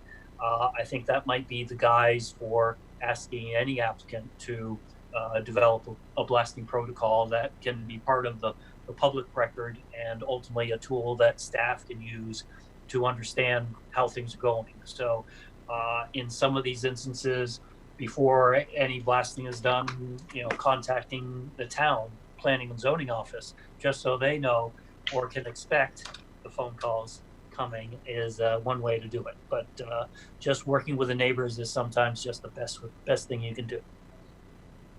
Right, and I agree. I just want to make sure there's going to be something in place because I've only been in Shelburne a few months and I can't tell you how many phone calls I've gotten from Quinniasca's blasting.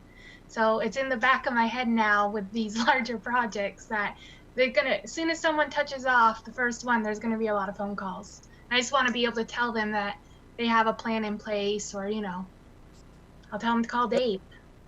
Good. Yeah, we're good with that. All right. I'll to move the process forward. I'll make a motion to finalize the record and close the hearing for application SUB 18-03R1. And I move to direct the staff to prepare a decision authorizing CEA in behalf of Elizabeth Valley to prepare a final plan review application for SUB 18-03R1 for 9-lot residential PUD with the following conditions. Legal documents for the project consisting of the open space agreement and easement documents for the 10-foot wide pedestrian easements and Shelburne Fire Department dry hydrant easements shall be submitted for review. Such documents will require final review and approval by the town attorney prior to recording the Shelburne land records. The application shall supply a copy of the homeowners association documents or equivalent subdivision covenants that discuss the responsibility of the maintenance and of all shared utilities, i.e. wastewater lines, pump station, shared leach fields, shared driveways, etc. The proposed legal documents should also reference the tree retention areas. Such documents should be submitted with the final plan review application. The application shall supply road names for the 2 shared driveways that will be serving 3 or more units. Final approval of road names are granted by the select board, and all outdoor lighting shall be installed in compliance with the general regulations of 1975.2. I would second that motion.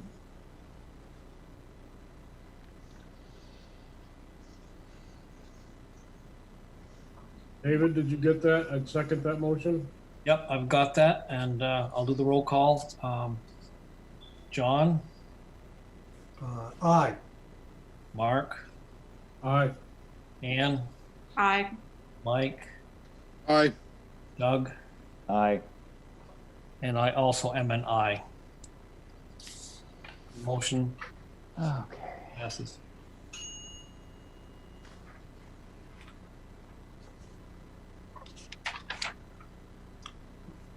Very good. Thank you for your time. Thank you, everybody.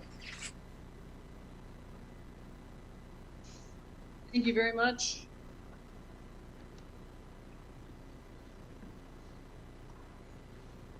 Thank you for listening to our concerns. You're welcome, and thank you for your comments. Okay, next item.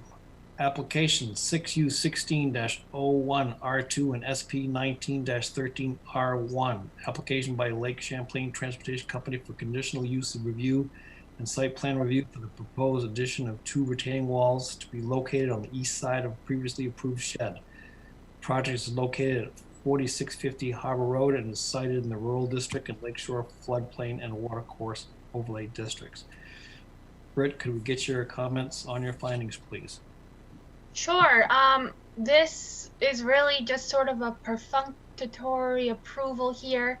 I have the plan. I wish I could rotate it, but I haven't figured out how to do that yet in screen share. But I think you guys will remember that Lake Champlain Transportation came in, I think it was last year, for some improvements to this building. And now they are simply adding these 2 retaining walls here at the end of the building onto the existing patio. These plans were already on their stormwater plans. I ran this through Public Works informally at a Public Works meeting, and no one had comments on them.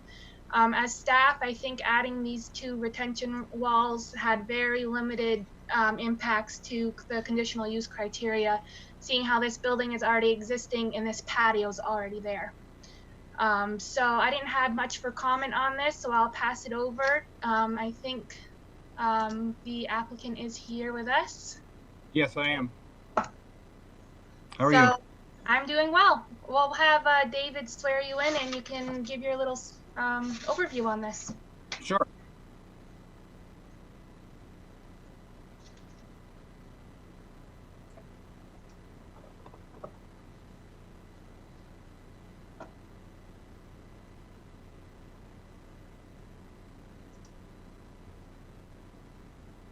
So Brett, anyone else who's going to comment on this too, right? So for anybody that's going to comment, provide testimony, do you swear or affirm that the evidence you give in the cause under consideration shall be the whole truth and nothing but the truth under the pains and penalty of perjury? I do. Okay, thank you. The floor is yours. All right, we had applied for a construction permit for the existing building to, we're doing a replacement of the building. It was our intention from the beginning to have a walkout, drive-out basement on this building. The original plans that were submitted and approved for the building showed a walkout door and a garage door on the basement, but it wasn't clearly depicted that the requirement to have retaining walls in order to support the earth on either side. So we did an internal review where it became clear to us that it wasn't clearly represented. So we went back to the town and asked for their thoughts and clarifications. And Dean had suggested that we go back through and apply again, for clarification purposes, the retaining walls that are needed to support the earth on either side of this drive-out basement. So that's really how we got to where we are today.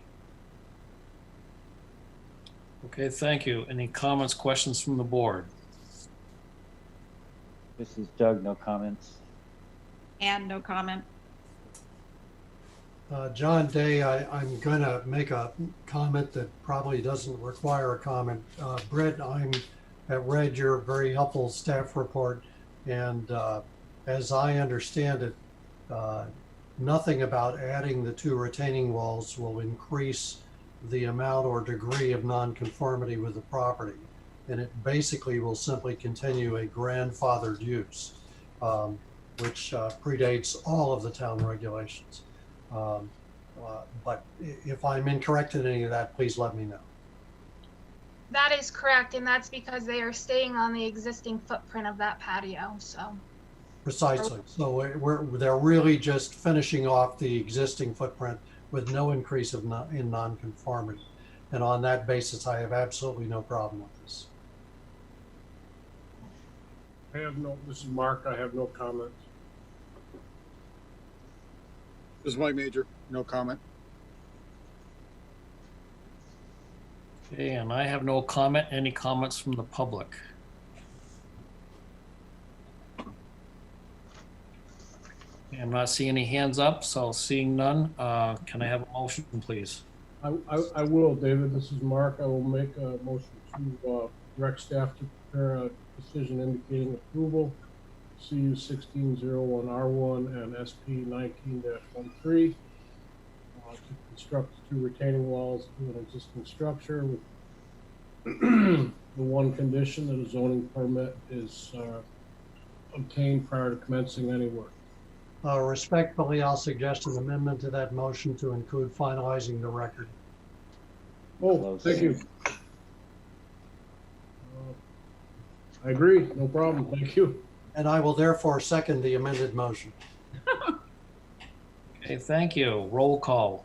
John. Aye. Mark. Aye. Ann. Aye. Mike. Aye. Doug. Aye. I'm also an aye. The motion carries. Thank you. Very much.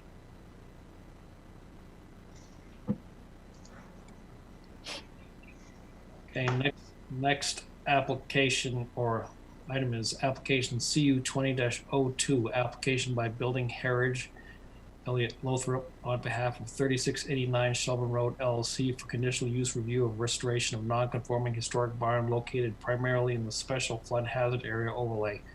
Property at 3689 Shelburne Road lies in mixed use district, floodplain and watercourse overlay district, and the stormwater overlay district. Britt, your findings, please. Sure. So this is sort of an interesting case. So the barn here in this picture is the one that's up for renovation. Just the very edge of it is in the special flood hazard overlay zone AE for Monroe Brook. But our regulations are quite long for the floodplain hazard overlay district. And that's because we administer the state's rules on this. So this is a particularly interesting case because the barn is historic, which means that it does not need to meet the substantial improvement requirement for flood renovations. So basically that means I think it is like more than a third of the cost to improve, then you have to meet all the flood improvement standards. And they did not have to do that because it is a historic structure. So I worked closely with the state on this, the floodplain manager, as well as the Department of Historic Preservation. And no one had any comments that I think would preclude this from moving forward. Actually, they were quite excited that the barn was going to be restored. So saying that, I'm going to move it over to Elliot, who is the going to be doing the restoration on the barn. Hey there, can you guys hear me okay? We can. Let me swear you in. Do you hereby swear or affirm that the evidence you give in the cause under consideration shall be the whole truth and nothing but the truth under the pains and penalties of perjury? I do. Okay, go for it. Yeah, I don't know. Sorry, I don't do a whole ton of these, and certainly not on Zoom. So this is a new thing for me. But yeah, we're going to be the general contractor for the project. As you can see in this picture right here, it's a good shot. It's a bank barn, so it's built into the hillside, so that on the Route 7 side, you're coming in at the haymow at the upper level, and then down below there's a full basement. And as typical with a lot of these bank barns, it's getting pushed downhill by water getting in and infiltrating against the foundation. And on the inside, it's actually really caved in, really pushed in that stone foundation. And so we're looking, yeah, and sort of over to the right, there's another room that's over there. And there's, I don't know if I think I sent you, yeah, there you go, cool. So that's the uphill foundation there, and totally failing and is pushing the barn downhill. And so we're going to go in and lift the building up with steel I-beams and cribbing and excavate the perimeter, pour new frost walls. So on the uphill side, it'll be a 12-foot tall concrete wall so that the base of it is down below frost. And in the process of doing so, we can actually raise up the floor there. We could probably lift the floor in the basement about a foot or so we can kind of make it a little, I think that was one of the criteria, if it didn't meet the historic standard, to kind of make things better with the base flood elevation, if I recall correctly. And so we could kind of mitigate things by doing, by lifting up that floor level as well. And then being where the flood zone is, being on the north side of the building, is actually the neighbor's property. So we really won't actually be doing any work in the flood zone. There'll be a piece of equipment over there, but we won't be storing any material over there in the flood zone during the project. I think that's about all I can sort of add, but happy to answer any other questions too, certainly. Okay, any questions from the board? This is Ann. I don't have any questions. I don't want to waste your time, but I was fascinated when I read the summary of the work. The doors that are going to allow the water to pass through the foundation, are they actually doors, meaning open and closable, or are they just openings in the concrete walls? Just openings in the concrete walls. There is a door, but I think it just needs to, this is just going off the state regs, it just needs to be able to sort of be pushed open in the event of a flood. So I think it's just a typical door, but it just needs to not be a barrier if there's pressure from flood waters. So if there's pressure, the water will open the door and the water will pass through the foundation. I believe so. Yeah, it's actually, sorry, John, it's actually been a little bit since I've refreshed myself on that part of the detail. We did a similar sort of foundation at the Intervale in Burlington.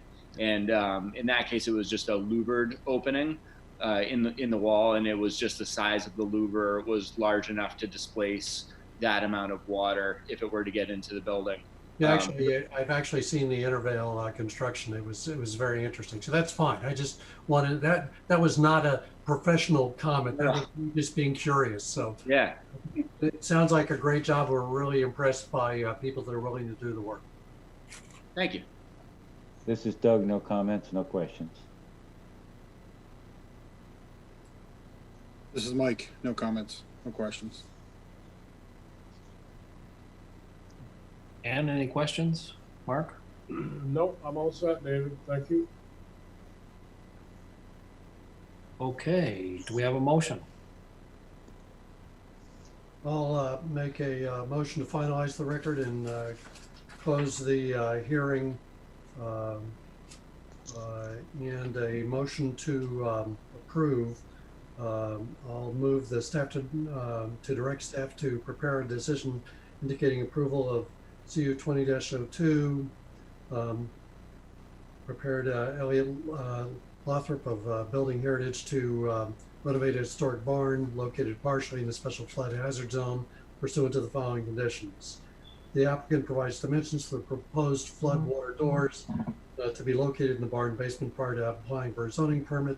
The decision contains a condition that states the basement of the barn may only be utilized for parking vehicle storage and building access pursuant to section 1830.5 sub J.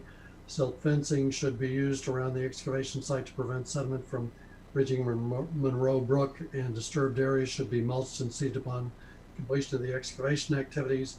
No modification shall be made to the barn that would affect the barn status as a historic structure.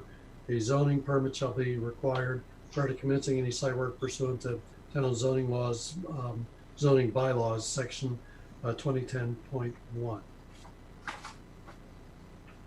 I'll second.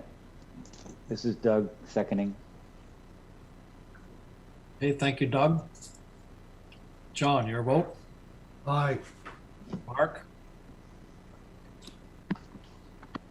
Aye. Ann? Aye.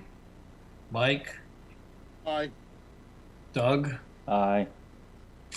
And I am also an aye. The motion carries. Thank you. Great. Thanks, guys. Thank Welcome.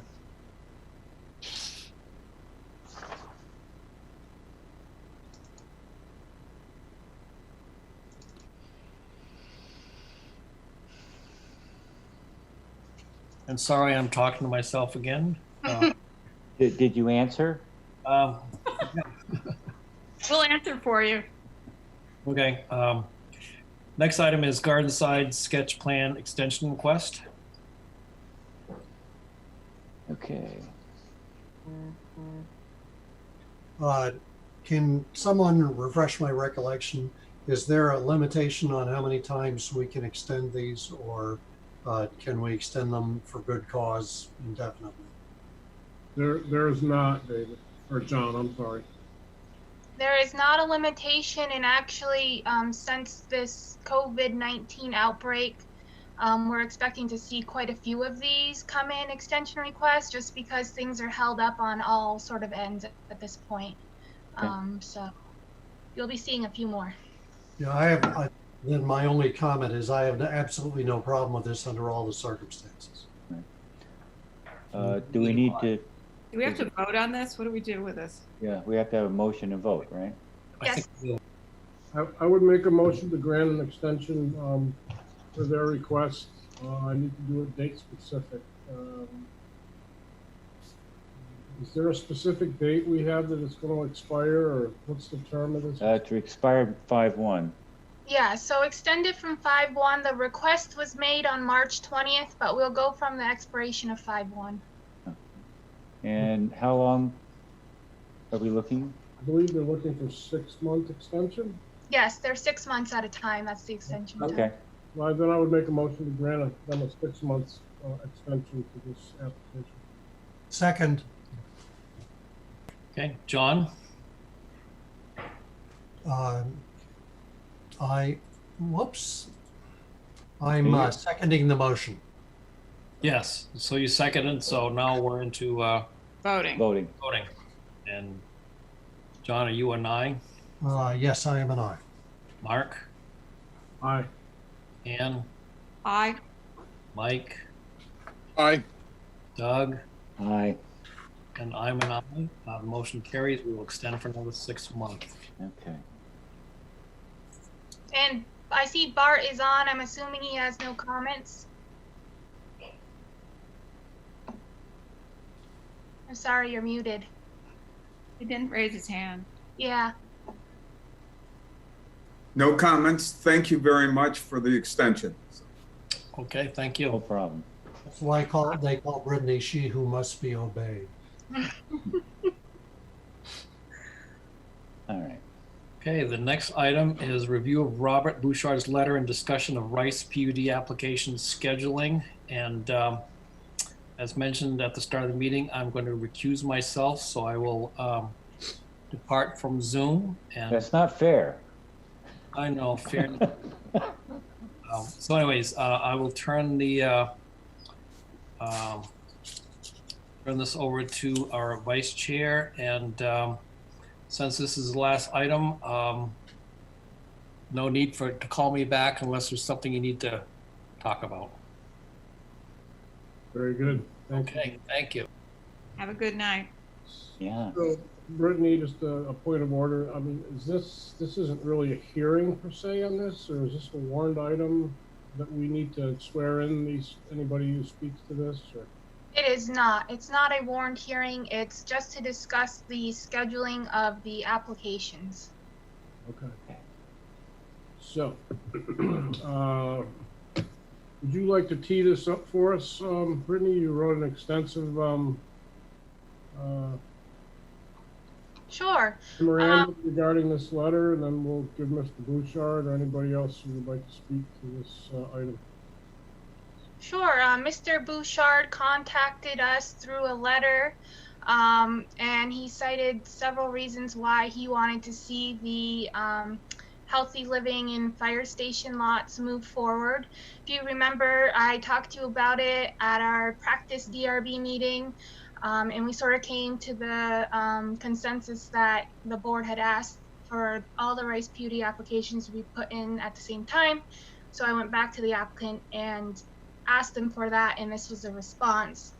My memo was just to sort of bring it back into your memory of what transpired, and also to get myself acclimated with what transpired in all the other reviews.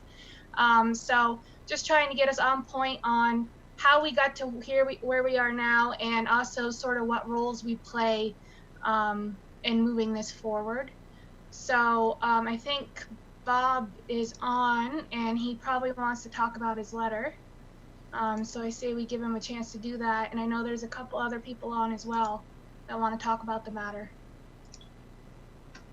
Okay, Bob, if you'd like to go ahead, I'll give you the floor. And I think we need to swear everybody who's not a board member or the moderator in for any comments. John, I was just told this was not a warrant item, and it was not necessarily a hearing, and we do not. According to Brittany, we don't have to swear them in. That's correct. This is not a warrant hearing. This is simply a discussion of when we're going to get these applications on an agenda. Okay, then I'm going to raise a preliminary issue. Right. That is that since the board decided in a warned hearing with the minutes adopted formally in 2019, that we would only proceed with all of the various pieces of the potential development being concurrently, quote unquote, concurrently heard.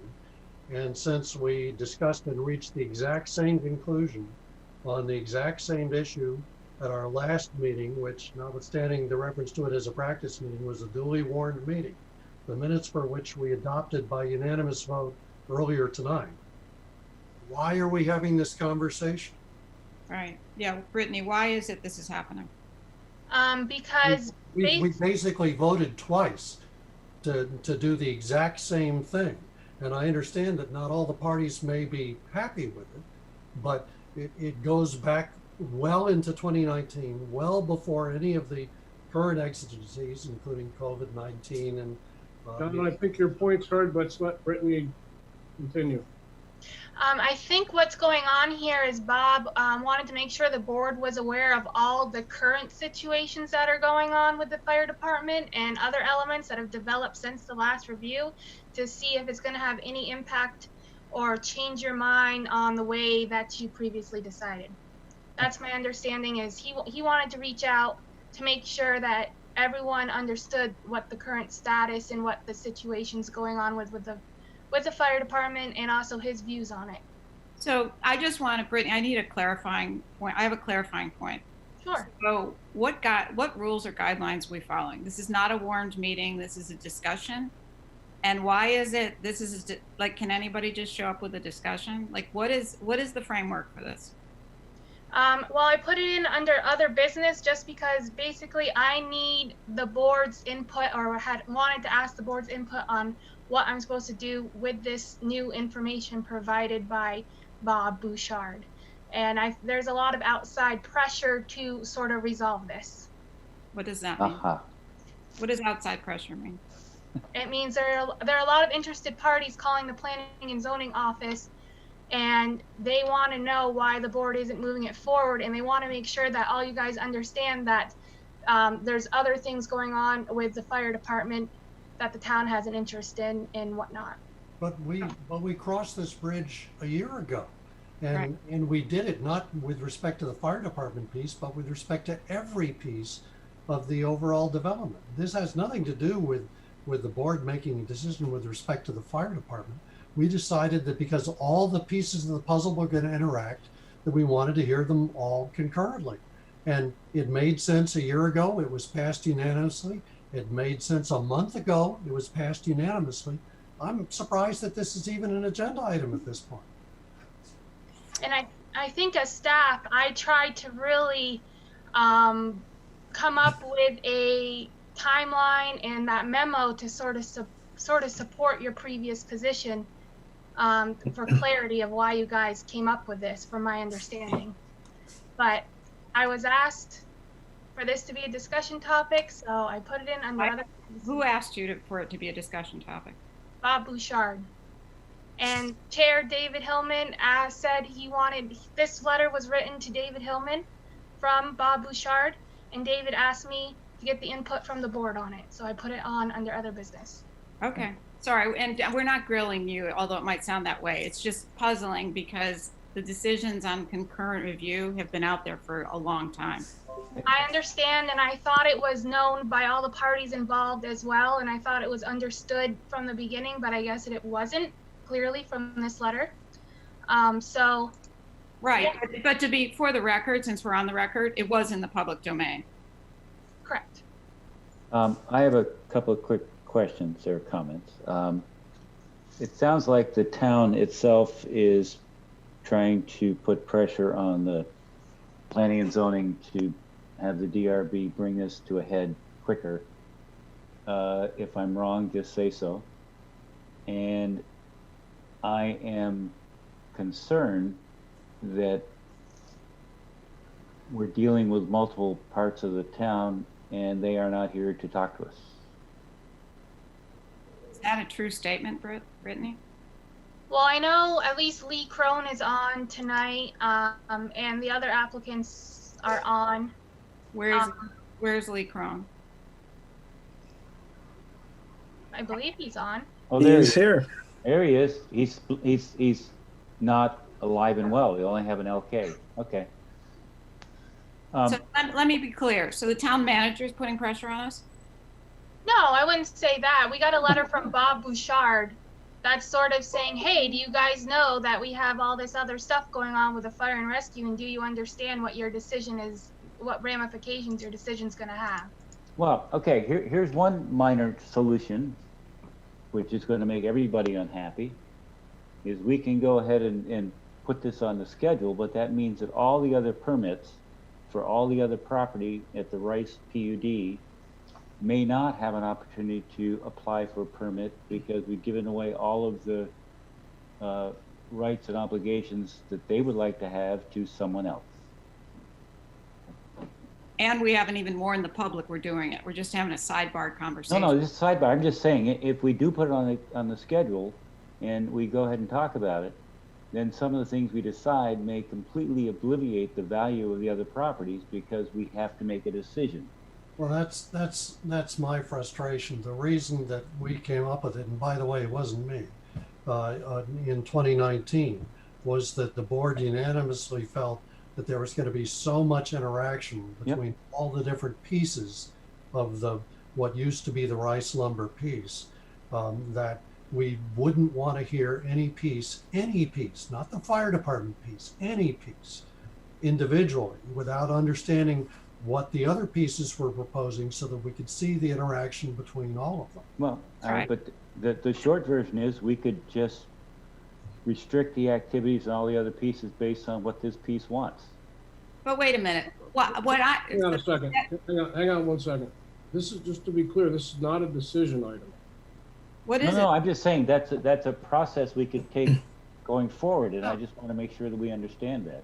So Mark, what is, to that point, what are we doing? We're just talking about something that we already decided upon? Well, I think we're giving an interested party a chance to to discuss some points that they brought up in this letter.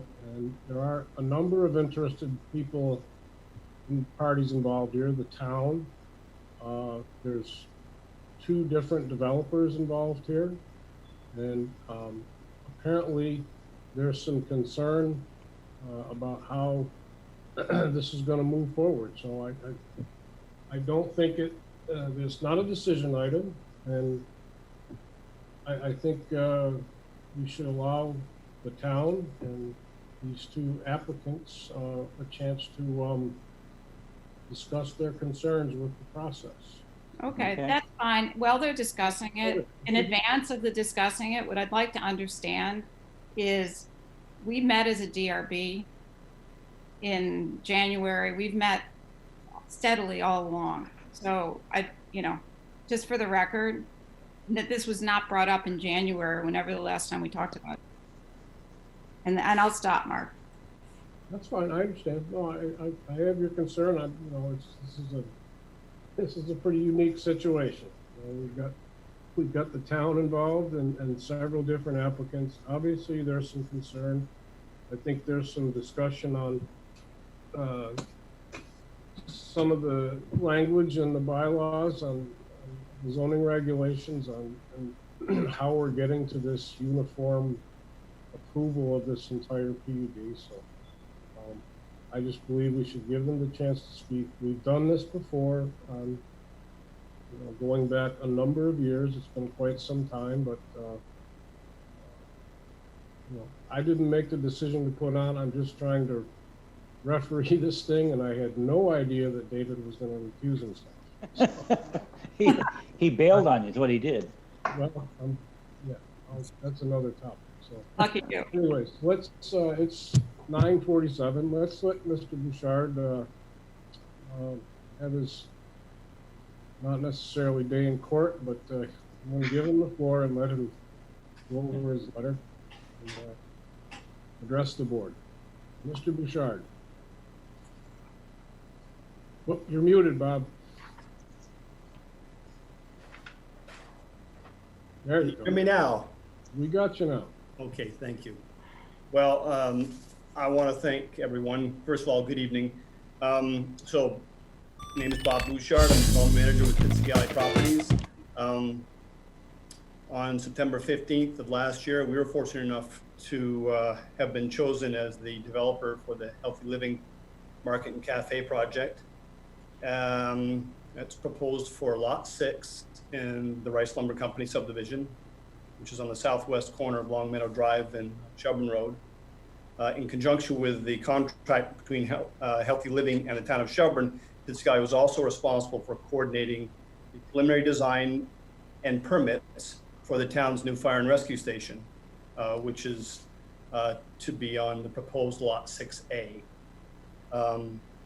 As a Shelburne resident, I and VCAM Properties are very excited about both potential projects. As you can imagine, a lot of work has gone into both of these projects with the design elements and applications for both. We are eager to begin our review process with the DRB. I believe you've all had a chance to review my letter to Chairman Hillman. There's no need in me repeating what is in the letter. We would just appreciate your consideration in this matter. That is all. Okay. So, Mark, what are we considering? Oh. Well, I don't know. He just made a general statement. I'm not trying to put it on you, but. I think, my biggest problem with the letter, just to be direct about it, and I'm not trying to at all be discourteous or disrespectful, is the letter is written as if this is a recent position taken by the DRB. It was early 2019 when we made the decision that we were going to only hear all the parts together. It was in a warned meeting. It was in the minutes. It was on the video of the meeting. This is not something we did recently. And to get a letter that suggests that by making a kind of an arbitrary decision, we're holding up the town. we decided long ago that because we wanted to see the interaction of all the pieces, that we wanted to hear them together. It wasn't at all directed at the fire department or any particular one of the pieces. And this letter is kind of has the flavor, at least, of us making a recent decision about this. This is more than a year old, guys. I have a, in most plan unit development, in most lots of this size, in this nature, we have a full layout of all the roads, all the streets, all the interaction, all the setbacks, all the uses. And this thing is a moving target. Every time we get started on one thing, they're either going to subdivide a lot, or they're going to move things around, or now they're going to go to condos on top of the hill. I'm not sure how we can deal, unless we deal with them as individual lots, and each one gets to ride on their own merits, and then the rest of the lots have to come up with a way to generate their merits. And that we could actually deny permits on some lots because they will be in conflict with what we did on another lot. So this is where our problem was. That's why we decided to do it all at once.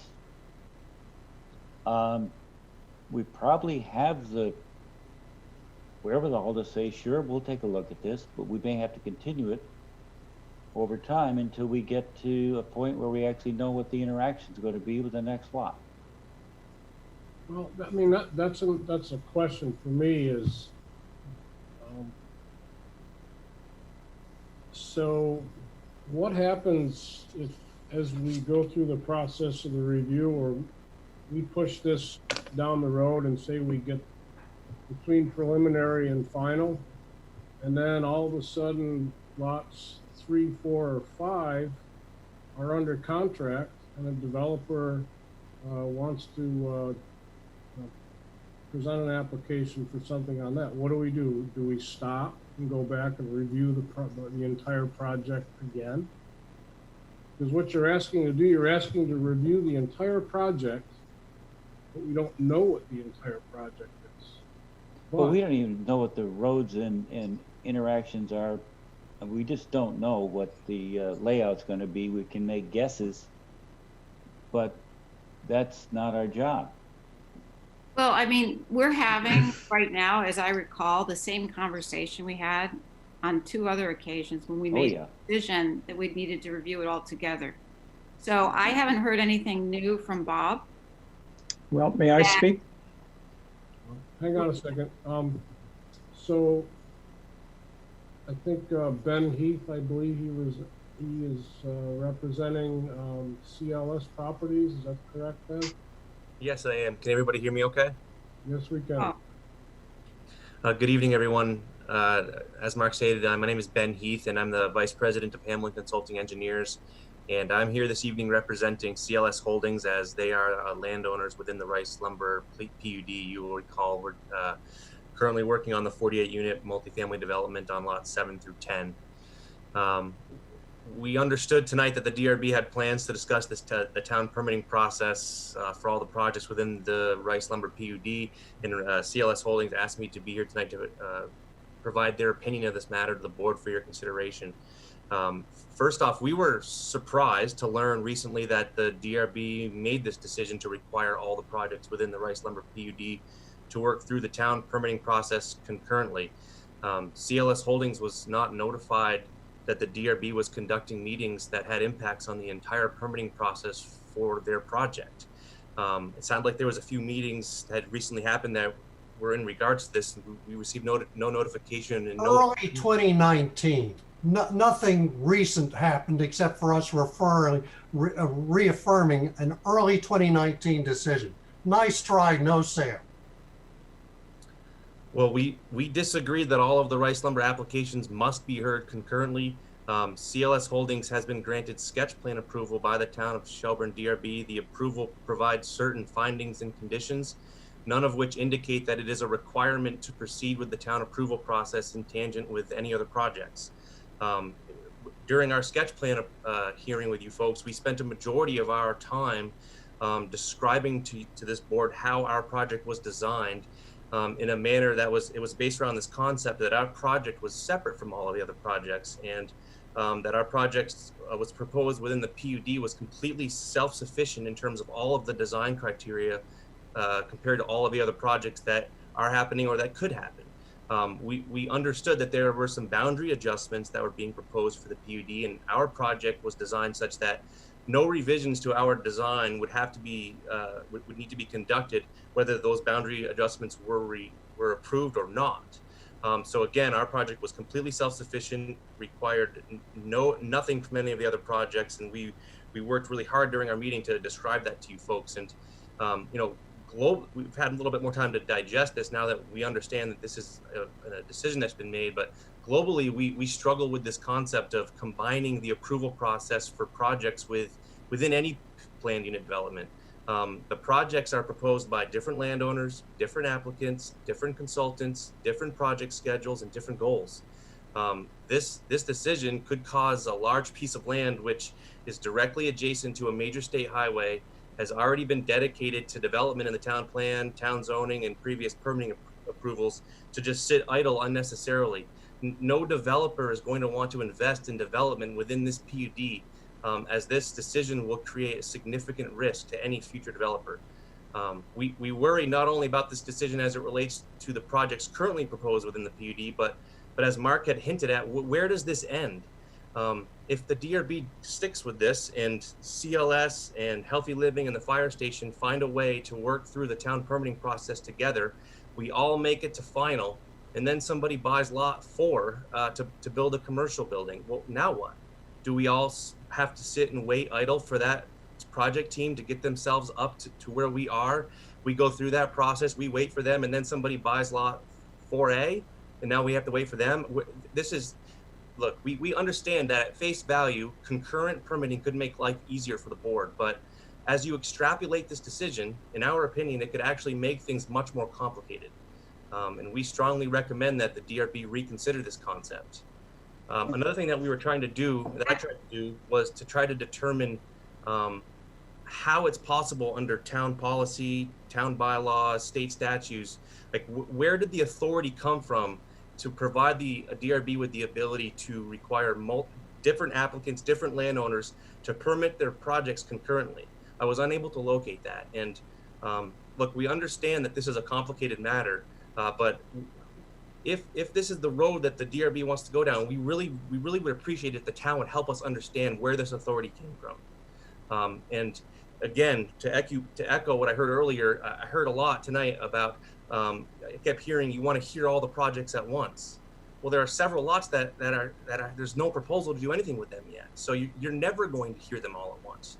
This is a planned unit development. The whole point of a planned unit development is to provide flexibility within the PUD so that different things can happen at different times under different ownership. That is the reason the PUDs were invented. And so I strongly suggest and I recommend that you take away this decision to try to force applicants to go through the town permitting process concurrently, because I don't think you'll ever get there.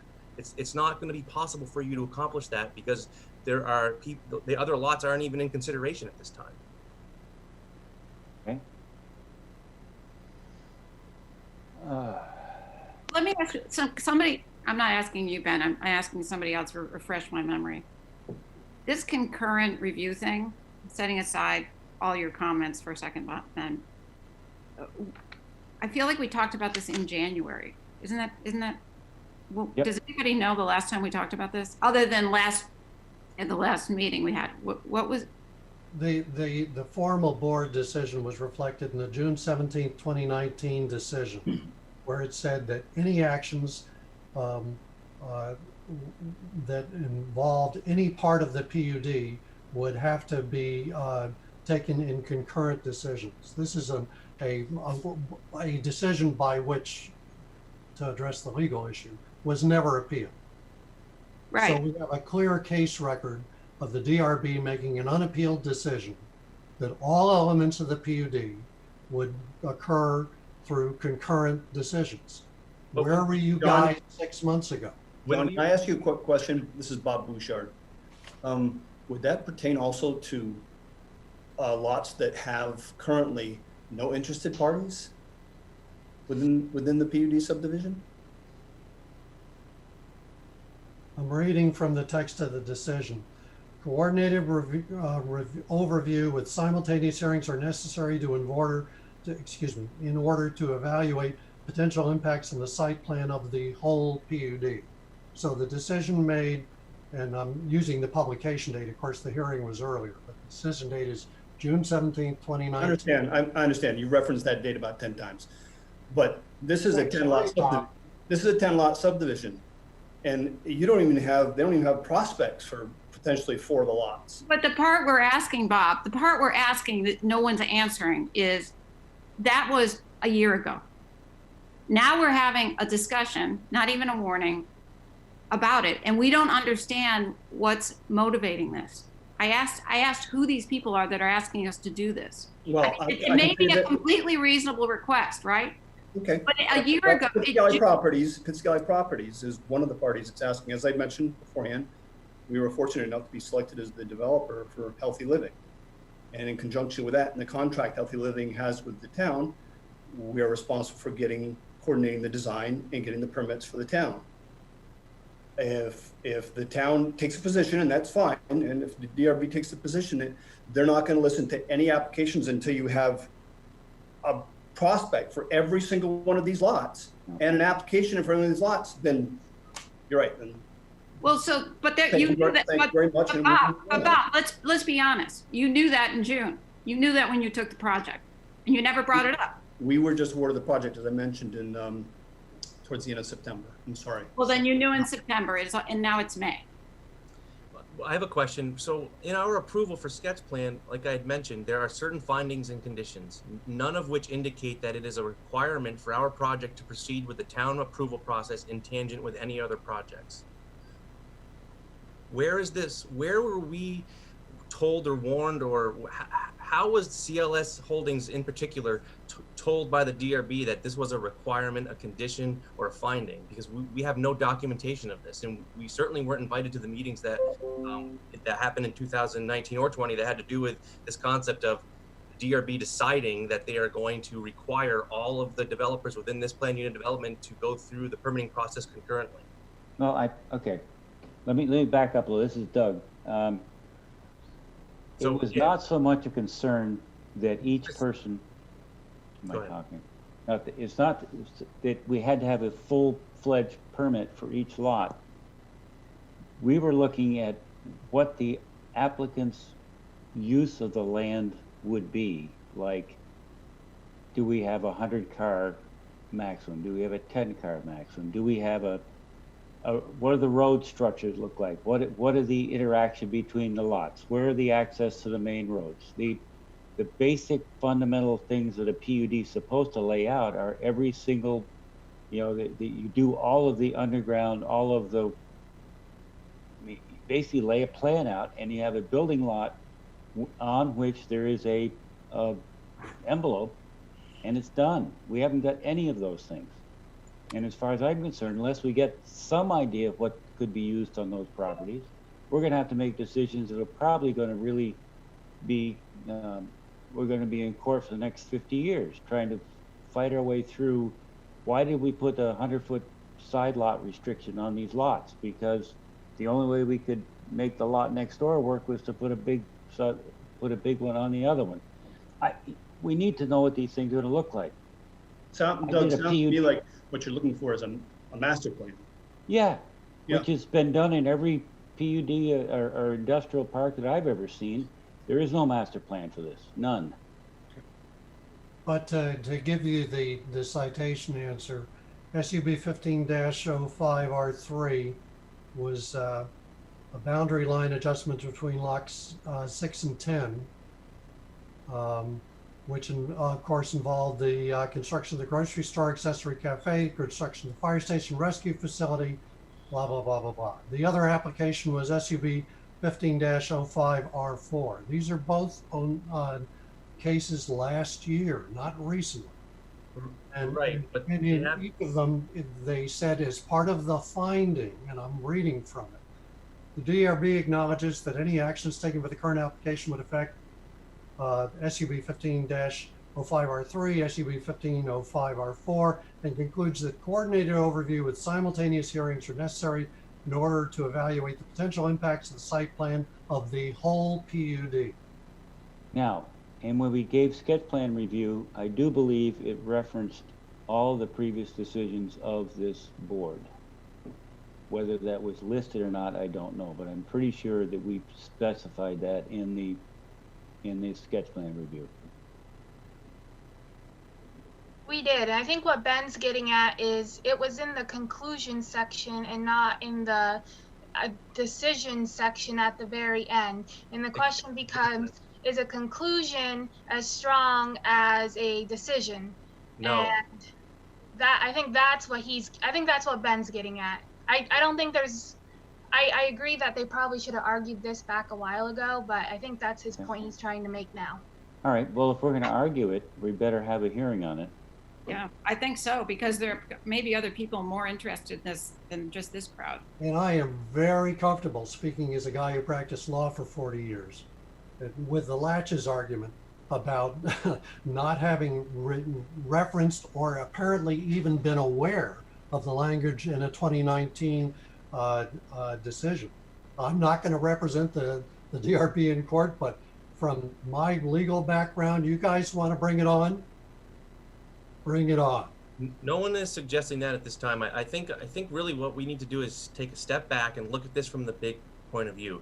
How is the DRB going to handle this from a global point of view when you have projects that haven't even been conceived yet? You are always going to have projects that are going to be happening at different times by different applicants, by different landowners. It's inevitable. It's going to be impossible for you to control, to do what you want to do, to accomplish your goal of having all of the projects within this PUD happen at the same time is not possible. Yep, you're right, Ben. I doubt that. I think we need a master plan or something close to it that puts restrictions on each lot that allows us to make a decision on the overall project. Well, I would argue that you already have that. You have an original approval for the plan unit development. The plan unit development was created, which is the master plan. Now, there's going to be lots of details and some changes, but the master plan has been created. It's already there, and now all of the pieces are starting to come together. And it's going to be impossible for all those pieces to come together at the same time. All right. Well, one of the things I think we need to do is, this goes back before, and anybody I'm looking at on the screen, except for Gail, and I apologize, my camera broke. There was some pretty specific language in the approvals that were generated back in, I believe it was 2012, and then I believe it was reheard again in 15. It started in 2005. Well, yeah, that goes way back. But come on, Gail. The current one, yes. Is that as far back as you can go, Gail? 2005. I was on the original site walk, as were other members of our committee. Come on, Gail, you can go further. Well, actually, there was a development proposed in the late 80s there that was scuttled. So, I missed that one. So at any rate, I think I'd like to go back and myself and read that. I think Brittany, I would suggest that you do the same. There is some language in there as far as how the permitting on the individual lots that were laid out in that decision were to be addressed. I can't bring it to mind at this point, but I think we need to look at that. And I think, obviously there's some concern here. I see Dave Marshall still showed up as a non-video person. He's involved with another parcel on this property. And Lee, do you have anything you'd like to chime in on from the position, the town's position at this point? No, I do, thank you. And speaking purely process and procedure here, the two decisions that John Day cited, he's correct in his statements, although I do disagree with one of his conclusions on that respectfully. Each of those sketch plan approvals specifically referenced one other application. There were two sketch plan approvals issued simultaneously, and they each cross-referenced one other case, a subdivision between, I think it was lots 6 and 10, as he had mentioned. It doesn't reference every other property on the project. So with regard to the question of why is this coming up now, that is one fundamental reason why. Those prior approvals did not state that concurrent requirement for every project here was required. Secondly, purely procedurally, no matter who the applicants are, is the board really saying that it's going to sit on complete applications submitted potentially perpetually until everything comes in? Now, I've been in land use planning for over 30 years, so I get it. In a perfect world, it would be ideal to have everybody come in simultaneously. It makes great sense, but it's not a perfect world. And there are 2 complete applications on the desk now awaiting review. And if the board is going to suggest that those can't ever be heard until everyone else comes in, over which no one else has control nor ownership, it doesn't matter who the applicants are. That's just patently unfair and unreasonable. I'm sorry. I think what it comes down to here is me as the zoning administrator and the DRB coordinator has to come to a decision of whether these applications on my desk are in fact complete.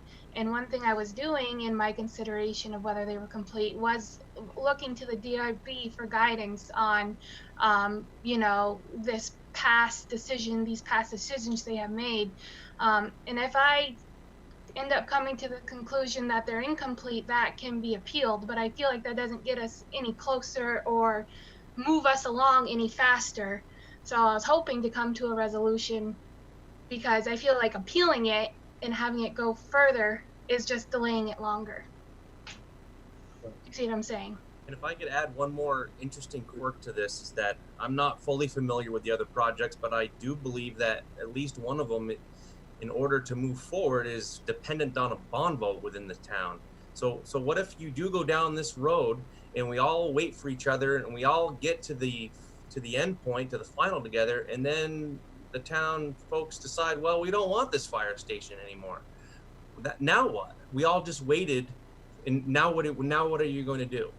I just feel like this is, if you extrapolate this decision out and think about the what ifs, there are so many reasons why this could just turn into a disaster for everybody, especially the folks that are investing in these properties in the town. And I really hope DRB has approved a project that the town votes not to fund. That doesn't undo the approval of the project. But while I entirely respect and appreciate Lee's comments as always, I will read back to him the quote from the DRB decision, and that is, simultaneous hearings are necessary in order to evaluate potential impacts to the site plan of the quote unquote whole PUD. So certainly the DRB has been under the impression, correctly or incorrectly, that we had discussed this issue, by the way, with significant input from Dave Marshall during those hearings on this issue, who conceded, if you look at the tapes, that it would make a lot more sense given the complexity of the project and how the roadways interacted with each other, if there was an overall coordination of the DRB's approval. That doesn't mean construction, that doesn't mean funding, that means the DRB's approval of what could take place in those properties. And it's frustrating for folks to act as if they're shocked and surprised that something happened in a published decision a year ago. Didn't happen. This has nothing to do with the fire department. It has nothing to do with the town's funding for any particular project. It has nothing to do with any particular proposal. It was the DRB deciding that there's so much complexity. The roadways are the best example, but there are lots of others in all the moving pieces of this proposal that we want to see how they interact before we sign off on any of them to the detriment of others. If it was a bad decision, and maybe it was, and we should have reconsidered, and maybe it was, no one said a thing. John, can I throw something out there? I think one of the things is, you know, we may have to consider what are the aspects of this project that are going to fall under review. Are we going to limit it to, you know, utilities and traffic circulation, or are we going to stretch it out and get as far as landscaping, and all of which, you know, could change significantly. Maybe we want to pare this down to a limited number of components that are going to fall into this unified or joint review. I don't think that's an unreasonable position, Martin, but I think we in effect already decided that. The wording of the decision that I quoted earlier focuses on the coordination being on potential impacts of other developments in the PUD. To the extent that there's any aspect of any particular part of the project that has no impact whatsoever on the rest of the POD, I don't think that our language addresses it one way or the other. I completely understand, but in order for Brittany and her wearing her administrator hat, for her to deem one of these, any of these applications complete, needs to contain a very extensive amount of information. So we may want to think about making some concessions to how detailed these things are, these applications are. You know, and I'd also like to talk about what are the obstacles at this point right now from the applicant standpoint to completing these applications and getting them on the table so we could hear them uniform. Well, we submitted our application 4 weeks ago, so. We submitted our letters to the department heads in early February, and to this day, we still have not received them all. And by zoning bylaw, we are not allowed to submit our preliminary plan application. I know. By the way, we haven't been able to meet as a DRB even. Well, I think somebody needs to acknowledge a little bit of what's going on with the COVID here. I can appreciate that. If that's interfered with things. I don't know that it has, and that doesn't go all the way back to June of last year. I'm just talking recently. So, Bob, you're saying yours is complete? Yeah, the application for Healthy Living, Fire and Rescue Station, the site plan amendment for the Shelburne Commons, because we reoriented the road, I think that the DRB wanted to see, and the subdivision for lot 6. Okay. Those have been in, I think it's about 4 weeks now, so. That's it, I mean, because I'm not looking to get an argument. It's really whatever the DRB decides, that's fine. We're going to take that back to our applicants, in this case, both the town and to Healthy Living, and they'll make the decisions if they want to just leave the applications in and we wait 4 months or years until you have applicants for all the other lots, or we don't. Well, I think John made a point, and I think Lee made a point. I think the key to us, at least my part of it, is I need to know how the lots will interact. I don't care what's on them. I care about, we have issues with traffic, we have issues with the roadways, we have issues with sidewalks, so we get all that stuff ironed out for one set of lots. That's going to impact all the other lots. And I'm just trying to figure out if that puts us in jeopardy of being appealed in court because we made a decision to devalue another lot without actually taking what they wanted to do in mind. And that, so it's kind of I'm throwing this kind of at Lee and at John, but if we make decisions that impact other lots, is that on us, or is that? To put a slightly more positive spin on that, to the extent that there is a proposal with respect to any part of the PUD which facially has no impact on any other part of the PUD, then I don't have a lot with that, because the entire concern we expressed back then was to the extent the plans for each part affect other parts, we want concurrent hearings. If hypothetically someone can come up with a proposal for a part that has absolutely no impact on any other, then that issue's already been addressed. Well, under that thinking, then we would just agree to do this. Well, if I may, other communities are faced with this same dilemma of how do we deal with different design criteria within a PUD in terms of the number of trips, the number of parking spaces, the amount of coverage, the amount of gross density. And there's a real simple way of keeping track of this accounting every step of the way without strapping all of these applicants with this idea that they have to work together and go through this process together. Every single applicant and the town maintain an accounting of these items, and we started to create that as part of our project design, and we worked with Revy at the time to create a table of coverage for each of the lots and a table of the and Dave Marshall from CEA had done the same thing, and so we were working with them, confirming that we were all working from the same sheet of music. We all knew how many trips were being generated. We all knew what the coverage was, what the requirements were, and how that was being related and ticked down through each lot. And so as each applicant comes forward, they then update the accounting of these design criteria. That's how other communities deal with it. Well, that was where we were originally, we talked to Dave Marshall at length in one of the hearings about that. And that's where we ended up getting into this question of we need a coordinated view, because we couldn't get answers to those basic fundamental questions. And if we can get them, that's going to help. If I could pipe in for a moment, speaking back to the beginnings of all of this in 2005, and then in 2012, there was an appeal of a large project on one of the properties, and it was denied by the State Environmental Supreme Court. It has an impact on other parts of this property that may, in the end, cause differences in the way that property is designed. And that will indeed have an impact on other parts of the property. In part, much of one of these properties that's under consideration is a very sensitive environmental area with rare and unusual species in it. And the way that coverage is something that we will articulate from natural resources perspective. And it may in fact affect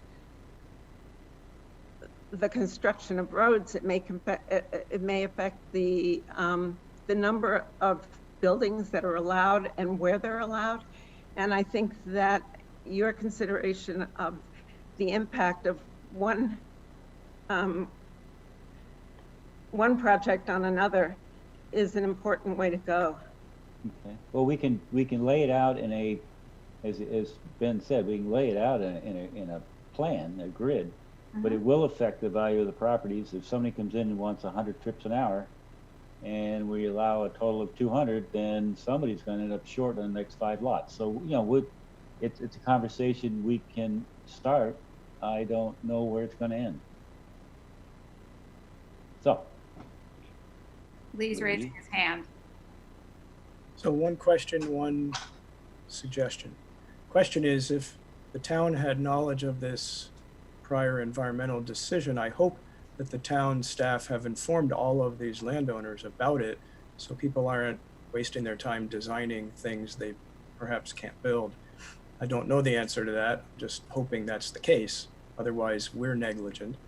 Secondly, logically, it still begs the question of how long do we wait? We have several cases that we either know about or sitting on a desk, but there are other lots that have, as stated, there are no known prospects for. So logically, if the board does decide to stand firm, it will have to wait who knows how long, and nobody can move until everybody's ready to go. And then likely some applicants will pull out because they're not going to wait indefinitely. So I'm not offering that as, critical judgment, just asking the logical question. If you're going to stand firm, then you're going to have to wait for everybody to come in, and that may never happen. Well, John, you're our resident have gun will travel. What if we start the process and out of the permits that we have in front of us, we develop a set of criteria and questions that we have to have answered before we can issue a permit for it? Well, for me, the higher level answer is the one that I offered earlier. And that is that if hypothetically, if anyone for any part of the PUD could offer a proposal which facially would have no impact on any other part of the PUD, I can't think of any reason, notwithstanding our prior decision semantically, why we couldn't go forward with it. What we were trying to avoid in our published award in 2019 was to have the problem that Doug's articulating, and that is that we make a decision with respect to one part of the PUD which adversely affects the other, and to your point, Lee, may make it even longer before any party can move forward with that other part. And because we didn't want to be caught in the middle of that, we said we wanted concurrent hearings. Now, there was probably a little bit of naivety on our part in assuming that every part of every proposal for every part of the PUD would impact potentially every other part of the PUD. That may not be true.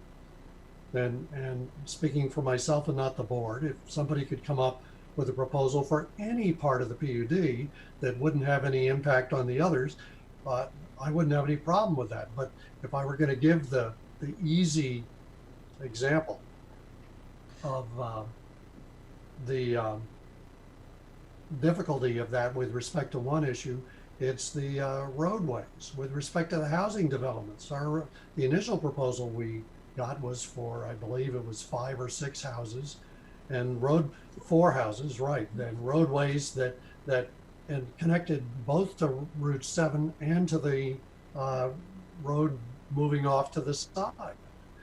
The next proposal we saw was for 48 units and no connection of the roadway to the side.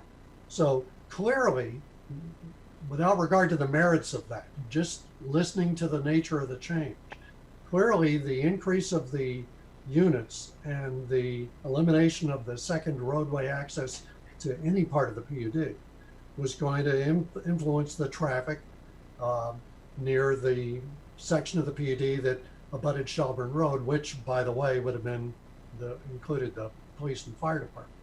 So that for me was kind of, speaking personally again and not for the board, the thing that made me think, wow, there is going to be very little that we can decide for any part of this that isn't going to adversely or positively, one way or the other, affect other parts of the PUD. Why don't we try to hear them together? That doesn't decide what's going to be built. It doesn't decide if the towns can or the investors are going to fund it or not, but at least it gives us a fair way of allocating things like traffic, roadway access, emergency vehicle access, et cetera, et cetera. It gives us a reasonable way of allocating this among the parts of this single PUD. And then whatever happens, happens after that. Right. So I'm not trying to make excuses, but that's how we ended up where we ended up. We spent a huge amount of time, as I recall, and I think Doug recalls this as well, and Ann may as well, in an exchange with Dave Marshall, who finally agreed that, yeah, there was so much interactivity with all the different parts of this that sure, you could create a table that says, if you give more parking lot spaces here, it impacts them over there, but that doesn't mean that you've necessarily considered their interests in that part of the PUD if they're not the applicant in front of the board at the time. Right. So, well, having said all of the things we're saying, and Dave I do remember that was, I think, just earlier this winter. It sounds as though what we're being asked to do is somehow create an island around the current applications and review them. And the part that we need some procedural advice on is how do we review them, and what happens when we run into questions about roads and infrastructure, and do we ignore what else is going to happen? I don't know, but it sounds like what we're being asked to do is to isolate this area. Ann, could I, one quick comment in regards to that? With regards to the applications that we have with staff right now, we've attempted to make every accommodation for exactly what you're describing. The road that runs in from Long Meadow Drive and could potentially serve as a secondary means of ingress and egress for the CLS project. The road that runs east to west I'm sorry, north to south, that could potentially serve lots 4 and 5, along with all the utilities, connecting all the way to going to the end of every road. So we've attempted to make accommodations for everybody else with these first 2 projects. That's all. I just wanted you to know that. Okay. Well, let me make a quick proposal. Why don't we put it on the schedule, take a look at it, and find out what the problems are. If we have to, we'll continue it until we can get the problem solved. Right. And if the problems become overwhelming, then the owner of the property may be required to come in and make some decisions. Well, I think what it boils down to then, Doug, then somebody has to make the decision that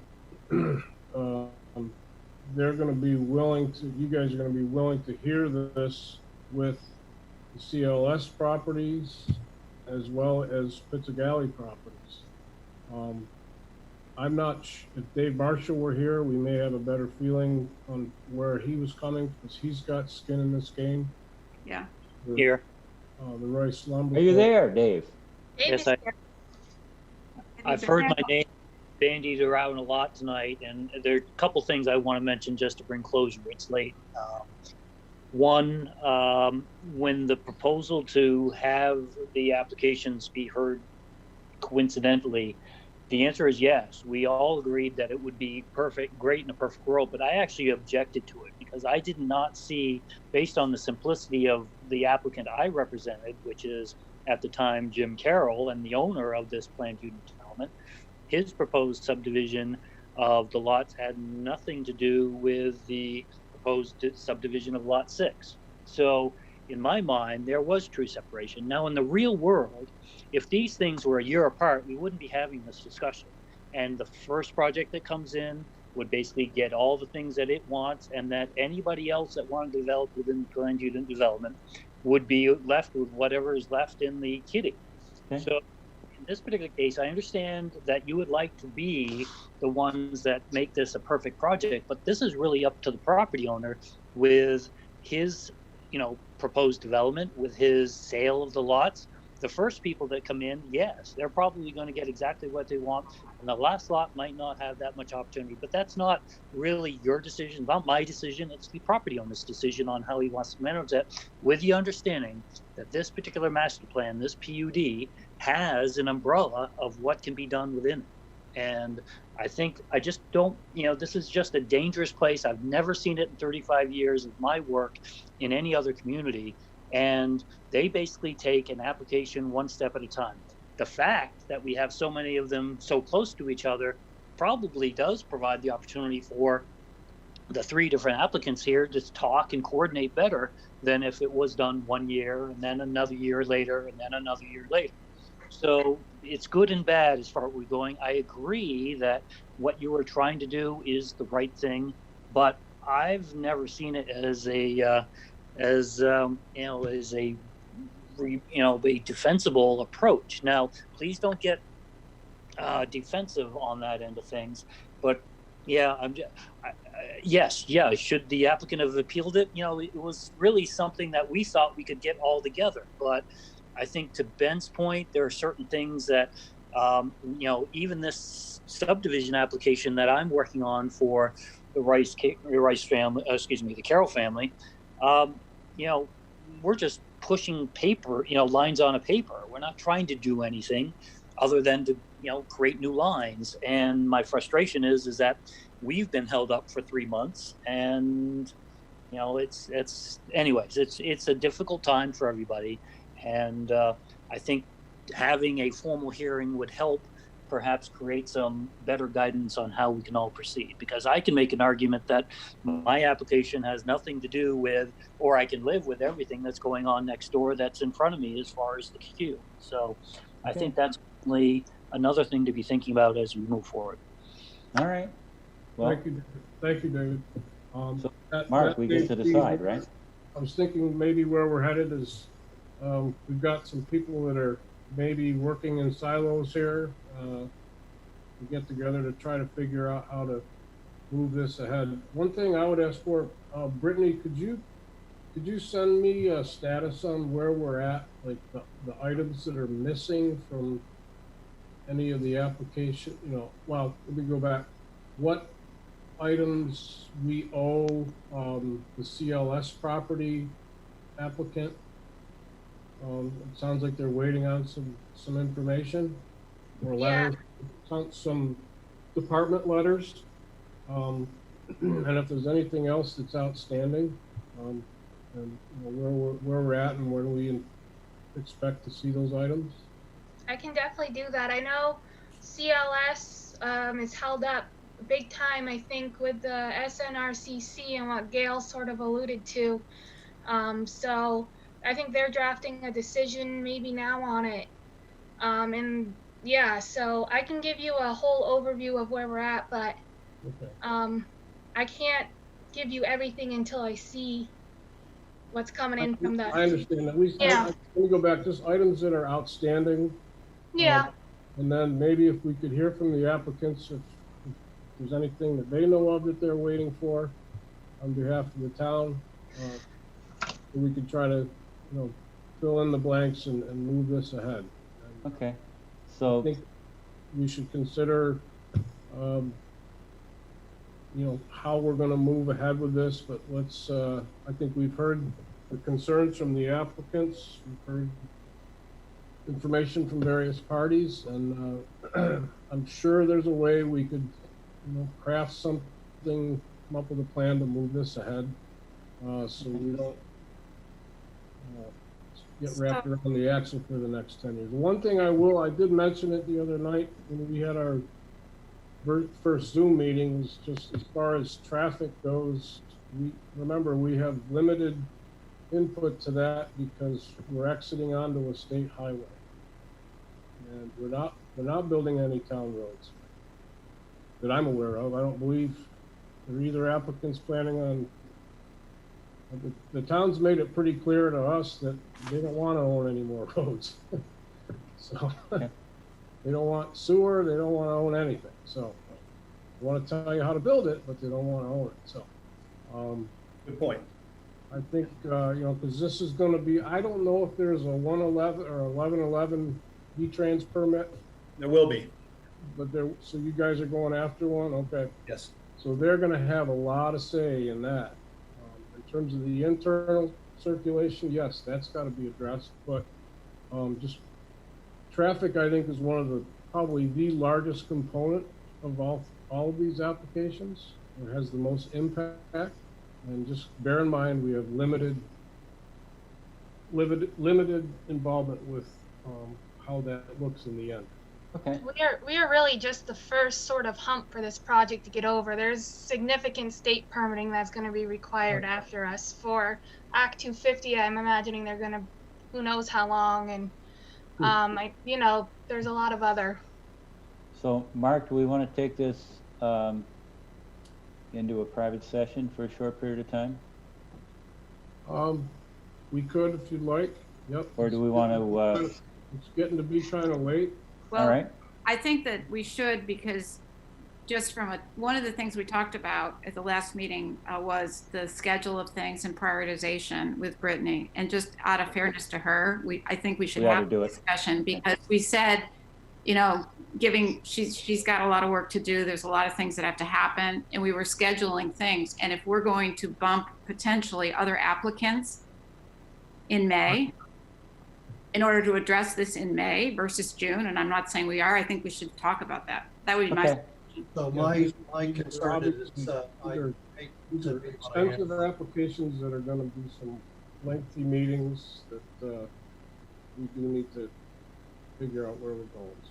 But let me just raise a process issue. I hate to be who I am, but this is what happens when you practice law too long. If this is not a matter on which a vote is going to be taken, because it's not an application or a matter pending before the board, if it's simply a discussion matter, it's unclear to me, and I mean that neutrally, I'm not suggesting anything by it, it's unclear to me whether we can have a deliberative session. Deliberative sessions, as I understand Vermont law, are for matters where the DRB has an application and it is going to act on that application up or down, and they choose to have a discussion on how they're going to vote. I don't think, unless I'm way off base on this. Let me put it this way.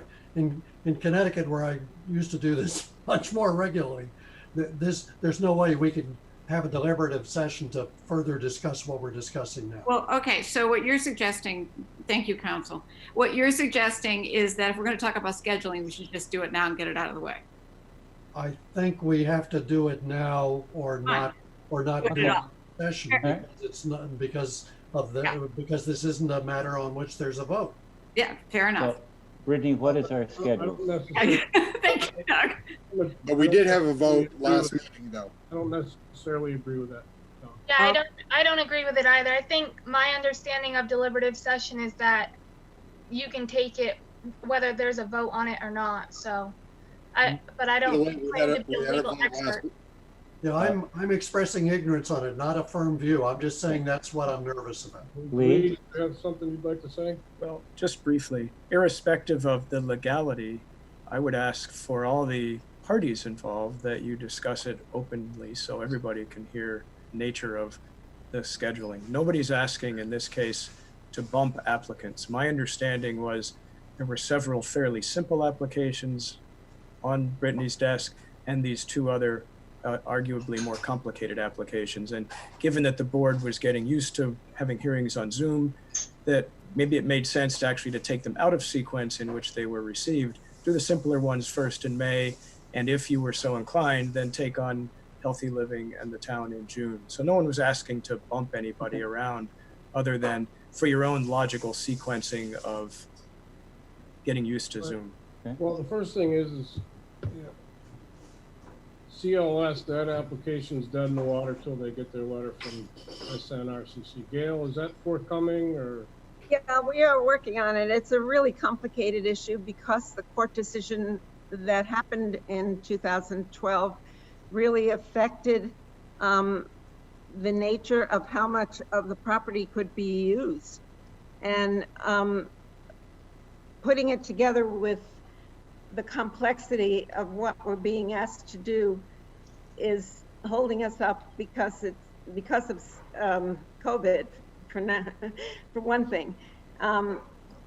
Two of us are now working on our letter to the board, and we have to bring it to the committee to approve, which I think our meeting is on the 12th or the 13th of May.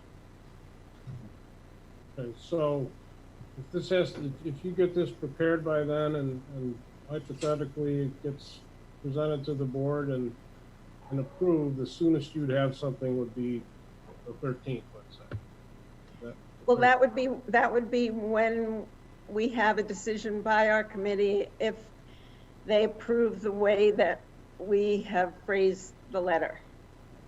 And I'm not sure that it's the 13th, but we usually meet the third Wednesday, but we don't always meet at the same time because the Zoom isn't available, so. Okay. So it sounds like that's the best case scenario. That would be the best case scenario. If there are changes that need to be made, then we need to go back to the drawing board. Okay. I think we know that Mr. Bouchard his application's in. Ben's waiting on his. Mr. Marshall, have you got any input for us on where you're at with your application? We're just waiting on Gail. Okay. Sorry. All right. It's a complex property. Indeed it is. And if it would be helpful, I can forward to Brittany a copy of the court ruling that is complicating all of it, and Brittany can share it as she sees fit.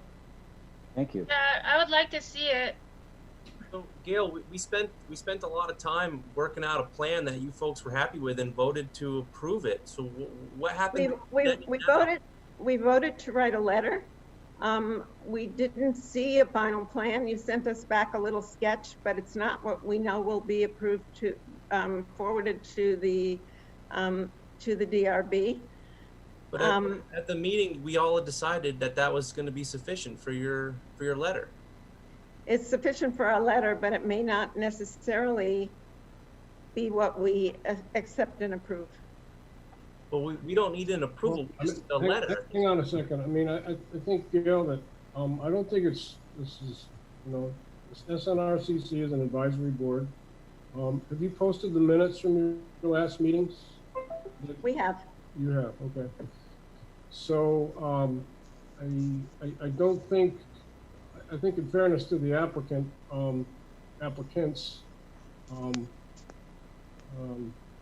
I think you owe it to them to try to tell them where any additional information, or it sounds as though this thing could drag on for several months. It's not our intention to do that. We are really working as quickly as we can. Okay. And you'll receive something from us at some point soon, I hope. Okay. All right. So, me personally, I would like to, I don't really want to, I don't have any conclusion to come to at this point, other than I'd like to go back and read the decision from 2012. I have access to that. I wouldn't mind seeing, I'd like to read the SNRCC minutes and go back and those are available, I believe. It may just be a recording of our meeting, which went on till 10 something. Right. And I did go back, and I did not attend the meeting that this winter, and but I didn't think I'd be chairing this event, so I'll go back and reread that and watch the tape. So. All right, and then Brittany will, once we get this put together, we can have a conversation about when we want to schedule. Yep. And as soon as we can schedule, right? And I believe, John, I'm not disagreeing with, it may or may not be law, but I can recall quite a few times the board deliberating on some procedural issues. We actually have had special meetings to deliberate, some procedural issues on complicated applications. So maybe you could get an opinion from Mr. Monahan on that, Brittany or Dean or whomever, wherever the position is on that. It's quite some time ago. It's not coming to mind. Okay. Shall we close the meeting? So, with that being said, I would make a motion to adjourn the meeting. Second. Just without trying to be a jerk about it, but is there anything else that anyone else wants to add first? Are we gonna just discuss scheduling at our next meeting on the 20th? Is that what's happening? Are we kicking the can down the road here? Yeah, that's a great point, because we really can't have a discussion except at a warned meeting. So that's the earliest we can have that discussion. No, we can talk about scheduling. Right, and we can't warn anything. The 20th warning already went out for that meeting, so that meeting's already done because it It'll goes be June. paper. So it would be June. Yeah, if I needed to warn something, the deadline is May 11th for June 3rd. And then the June 17th deadline is the 31st of May. Yeah, thank you for that. That was the question I had. Like, when are we doing? So what we've decided, whatever we're doing, based on whatever we decided tonight, I guess, is like in the June timeframe. Right. But it's earlier than that because you have deadlines ahead of that, Brittany. That's correct. It needs, if it's going to be a warned thing, it's got to go in the paper. You gotta have it Monday. Yeah, exactly. If we're just going to be talking about scheduling again, I can put it under other business on the 20th. All right, I think that's the way we should proceed. Because yeah, the 20th meeting, that's done. That's gone. Right? Yeah, that's already been in the paper and all that. A joiner notice has already went out. But it sounds like what we want to do, Mark, if I'm correct here, is that you want me to try to close the loop on the outstanding items for the other 2 projects in the meantime. Or at least get us a status. Right. I can't promise to close the loop because I think those two projects are being held up because they're having significant issues with the SNRCC. That's the only thing I worry about, is that there's going to need to be like a design overhaul or something that's going to take extra time. But it might be very helpful, for example, if you were confident to relate to the rest of us that there is no foreseeable chance of their issues being resolved within the next 2 or 3 months. I'm just making that up. You know, if you get a clear sense that nothing's going to happen within fill in the blank. Okay. And then I would ask, I know, Bob, you're done. I would ask Ben, maybe you could be thinking about, I know it's hard to predict what you're going to see from SNRPC, but maybe with the assumption that the napkin sketch you sent them for discussion, that they somewhat agreed to review, how long it's going to take you to get that application completed. As long as the comments that we received from the SNRCC mimic the comments that they gave us at our last meeting, it's not that complicated for us to finish this package. Okay. All right. But if there's new information or changes in information, or if there's a difference in what was said at that meeting compared to what is put in the comments, then I can't provide you with an answer. When would you expect to know that? Understood. Dave Marshall, have you got a forecast if you were going to enter in an application, or are you still a ways off? Is Dave Marshall still there? He's on, well, his name is there twice. Once Yeah, one of those is video, one of those is audio. No, I was muting myself again. Anyways, the answer is that any changes that we need to do are really easy because, again, we're just drawing lines on a piece of paper. So it's part of the boundary line. So we're flexible. Okay. All right. Well, if the applicants would keep in touch with Brittany, and we'll work to move this ahead to everyone's satisfaction, I hope. Okay. Thank you.